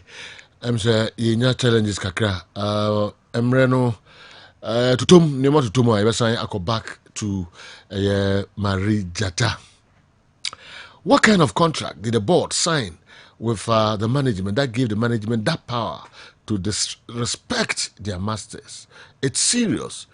Good afternoon, Seju and your crew. Archery, Satellite, Accra, and Ediwe Ebre. What kind of contract did the board sign with the management that gave the management that power to disrespect their masters? It's serious. Okay. Archery, Satellite, Accra, the Abeka program no and no. The old, unsuccessful and outmoded managerial template of Asante Kotoko has been triggered again. We and so every why ho and by the enka. Okay, my sure we and so. Okay. Oh, okay. My sure we is it true? I'm sure we know what in kind Yamfa and also NC high. Narrow, and so far. The Naka award no. Yes, awards no. Aka the best foreign import. Okay. Now for best coach. Okay.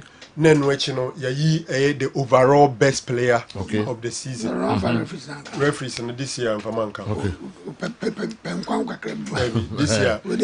Said who said big account. Next year who said big account. Do obey anymore. But if I take a decision, who said big account.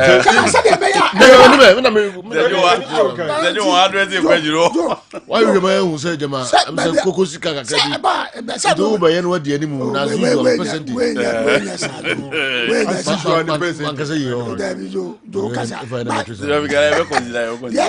At least now why I can't say you best referee to me. Oh, say you know it.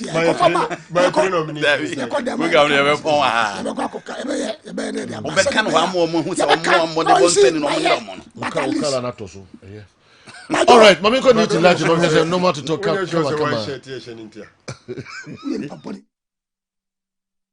Hello, Duty. Hello. What's going on? Hello, Newton. Oh, challenges. Let me say beyond us. Technicians, what's going on? DNAC. I mean, call name Prince House and I'm Newton. Marijata. All right. And now, Anugu Asamso Oka. The Abahian referees need you. Yeah. Can you consider there? But later. Someone mama mandate. Okay. Referee of the year of the season. Okay, when he say can next one near monitor me. Also, into the man in taking decision. Because one area pa me say number dream was the best female footballer of the year. But I say the maiden edition. Until we want to restrict ourselves to the Premier League and the players. So what I say, if you referees, so administrators, so and I will team of the season. I know she be from number 1 to number 11. I be Yansana Chino. Yeah, now see awards and the biggest. Hello, Newton.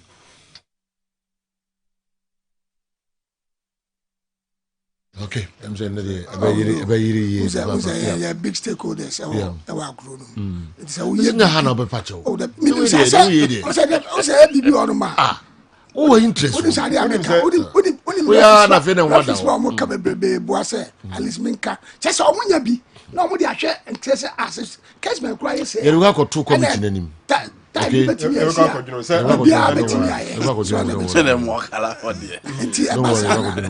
I'm saying Marijata, Fina, and Matutubana. Marijata. General. Yeah, prayer. I'm saying. Sure. General. Transfer market already wide open and a lot of moves. Ekoswa. Yana to be a person what is a Ghanaian player, especially top guys. Obi movie kwa. Yeah, market quite slow at this time.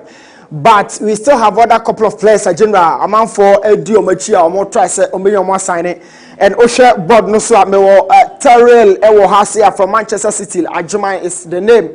And Obia should have named the local game number bresa and Osha I'm plucking very, very young. And I'm going to call Etihad football school and I graduated there. So from Man City Academy, when to my boy rapper Gadola team by Middlesbrough and then a silly official contract general at this point. Terrell Ajuman a movie or called Middlesbrough. Joe Wallacott, another goalkeeper already from Blaster just in unim no one movie they call the Scottish League in Hibernian or Edinburgh 1875 and Jojo Wallacott Okosina Kai on the former goalkeepers coach in Stuart Garden. So at this point all Ghanaian players or movie now person who follow more Sasa Jojo Wallacott so a movie Patrick Pozzo so at me a movie a general Banek Ostrava and club our movie they call a former player of Ostersund and a new boy for the Blasters here right back position now he struggles to be a player Amano Asia kind and Patrick Pozzo has been a revelation ever since joining at the club FC Shiraspor and it's a genuine move for this guy so bet me Akosina Kai and the Banek Ostrava. Sulemana Ibrahima is another young chap for Kevo Verona last season 19 appearances and a general make here but this time Ibrahim Sulemana Kajari still in the same league after some 7-8 seasons Chelsea books Baba Rahman so at me a movie away from the books of Chelsea series of loan spells where to be on my back I'm mistaking a large claim and as a sport permanently a club na friend Chelsea one movie at the call Thessalonians POK Thessalonians anybody Baba Rahman assigned a permanent contract general official these are all official deals now so relating Ghanaian players or Musio Makan Ewa Manone. This guy is Josepho Barnes. This is another player. Or more league and now local football but he's also moved and call our club by a friend St. Trudin Ewa Belgium League Kakra he's a top striker especially that lower ranks the growth recent new addition to the Blasters Patrick Schindler. This is another Cologne Bundesliga product 70 appearances and no make it more on the offer to table no so but as I said general or best sign on a for lot of clubs are chasing Adana Demispor Eddie Dinachi but Shak Sepo SSO Eddie Dinachi Omuna HAC no aseso besa ana obeto ase no eno so another thing atama lawe Joseph who na che wote kache ono so a new player wa back list because without club and I say or a free agent at this point Kessben Sports say another club what you can see a kind of more and they've also been chasing out for the signature and the experience anyhow or very versatile or right back or bot midfield and mani Kudus Kuku Mohammed, another player, general, Lidi or transfer rumor numpa. But as the call the English Premiership, I mean, we all agree, say, open one of the competitive leagues at the Premiership. Kudus everything fit into that area. And I say, we call Brighton and Albion, Chelsea, lot of other clubs, and of course, Thomas Partey, a deal, no, as the Sebesipo, among for some Jessica, and now on time, Thomas Partey, now percent or try, now us take a claim, or Arsenal set up, and they've been compelling the guy to move, especially in the role now Makofa at Declan Rice and Nabana. But all compare the profile to a Declan Rice, Granit Xhaka, and Martin Odegaard, Thomas Partey himself, and then of course Jorginho. Also Thomas in the start, general a very very good, and I say a much better. But who the reason why clearly Arsenal for person move Thomas Emmanuel, but statistically, we didn't compare other players now. Thomas in the clearly, the most obvious any injury. Ayana a plucking the season, consistent, but Thomas has also been in the rumor mailer. And Kumi, formerly of Kotoko, none season Uhuno El Kotoku Royals, but there's been some rumors I call out say or cost Serbia Aqua sign Ediaman Eve a official general. I remember Tiffany Ashafo Aswati. On that note, Yenfa and the comedian F. Chacho say Franco Mamete say foreign players of the season, you better share nominations next year. So for the time being, general, or down my main fan NCA now take you over from Honmo. Okay, Newton Latte, Marie Jata, there also the Abre and no. All right. And the and if you the buy no, yentimi and here is I don't think you people will leave what the deputy minister said to die like that. He said all the astroturfs that we are boasting of in Ghana are old ones. This statement is more than serious. So we don't have people who know the difference between old and new astroturfs in the sports ministry. What a country. And if it's Zongo and anyway, and so Sammy Media Accra.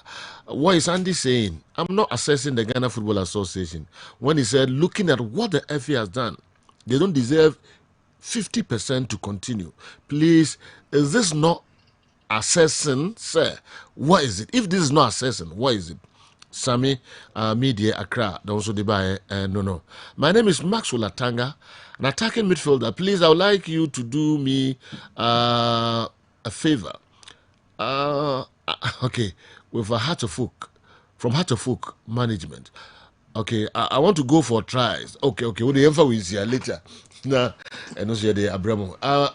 What I want Kasapi, Kala. I'm say, Nancy, be your man and I'm from him. I'm saying, Newton can was him. Yes, new offside rule. Na me had maybe a time I remember it. Okay. But he say, come a man from fan show my dream say. Emre bia FIFA beje atum se omo de ye adwuma no omo International Football Association Board. Okay. So board no nyan satisfied okay. Enya de se sane ma no omo beje atum. And sane ma na buy no omo de ama other countries bi so omo use omo local league no. Or even junior teams. Okay. Under 19 under 24 no omo amokofa buy suggestion buy no omo try say nipa no honam nyina free offside the money and offside in Tian said that TV no so no and answer no honam kakra bi kama na and offside in Tian na said these things were brought up by Arsene Wenger. Say among there were so many controversies our football fraternity no offside specific and say go mu Germany pano no honam nyina free line no ma and get offside in Tian and na omo dey consideration say omo kofa ba no mo fan ko omo kromo na junior teams no omo fan try so omo dey try wie na se ba FIFA no ete omo so eye adwuma eti enya de se eye adwuma this time no FIFA mrana ba 2023-2024 ukom website that okay. The old offside rule is still working. Kala. So omo be in trouble say yeah that's it. In the course of the show some messages be by Fakosi Apia comments ya ni komo bebre kwa and amode buy Later, yeah, the Hunsem Bebremo. Caught the alcohol, no, but the course, name Comoy Corso, the Intia, or call Bensiano, and Hong Comono, Bebremo later. Yet you see, breaking news, and it was Tsunami 4 p.m. Obeti Yanka, a extra time, Jimmy Kessben television. Edamunina see, Yamishram.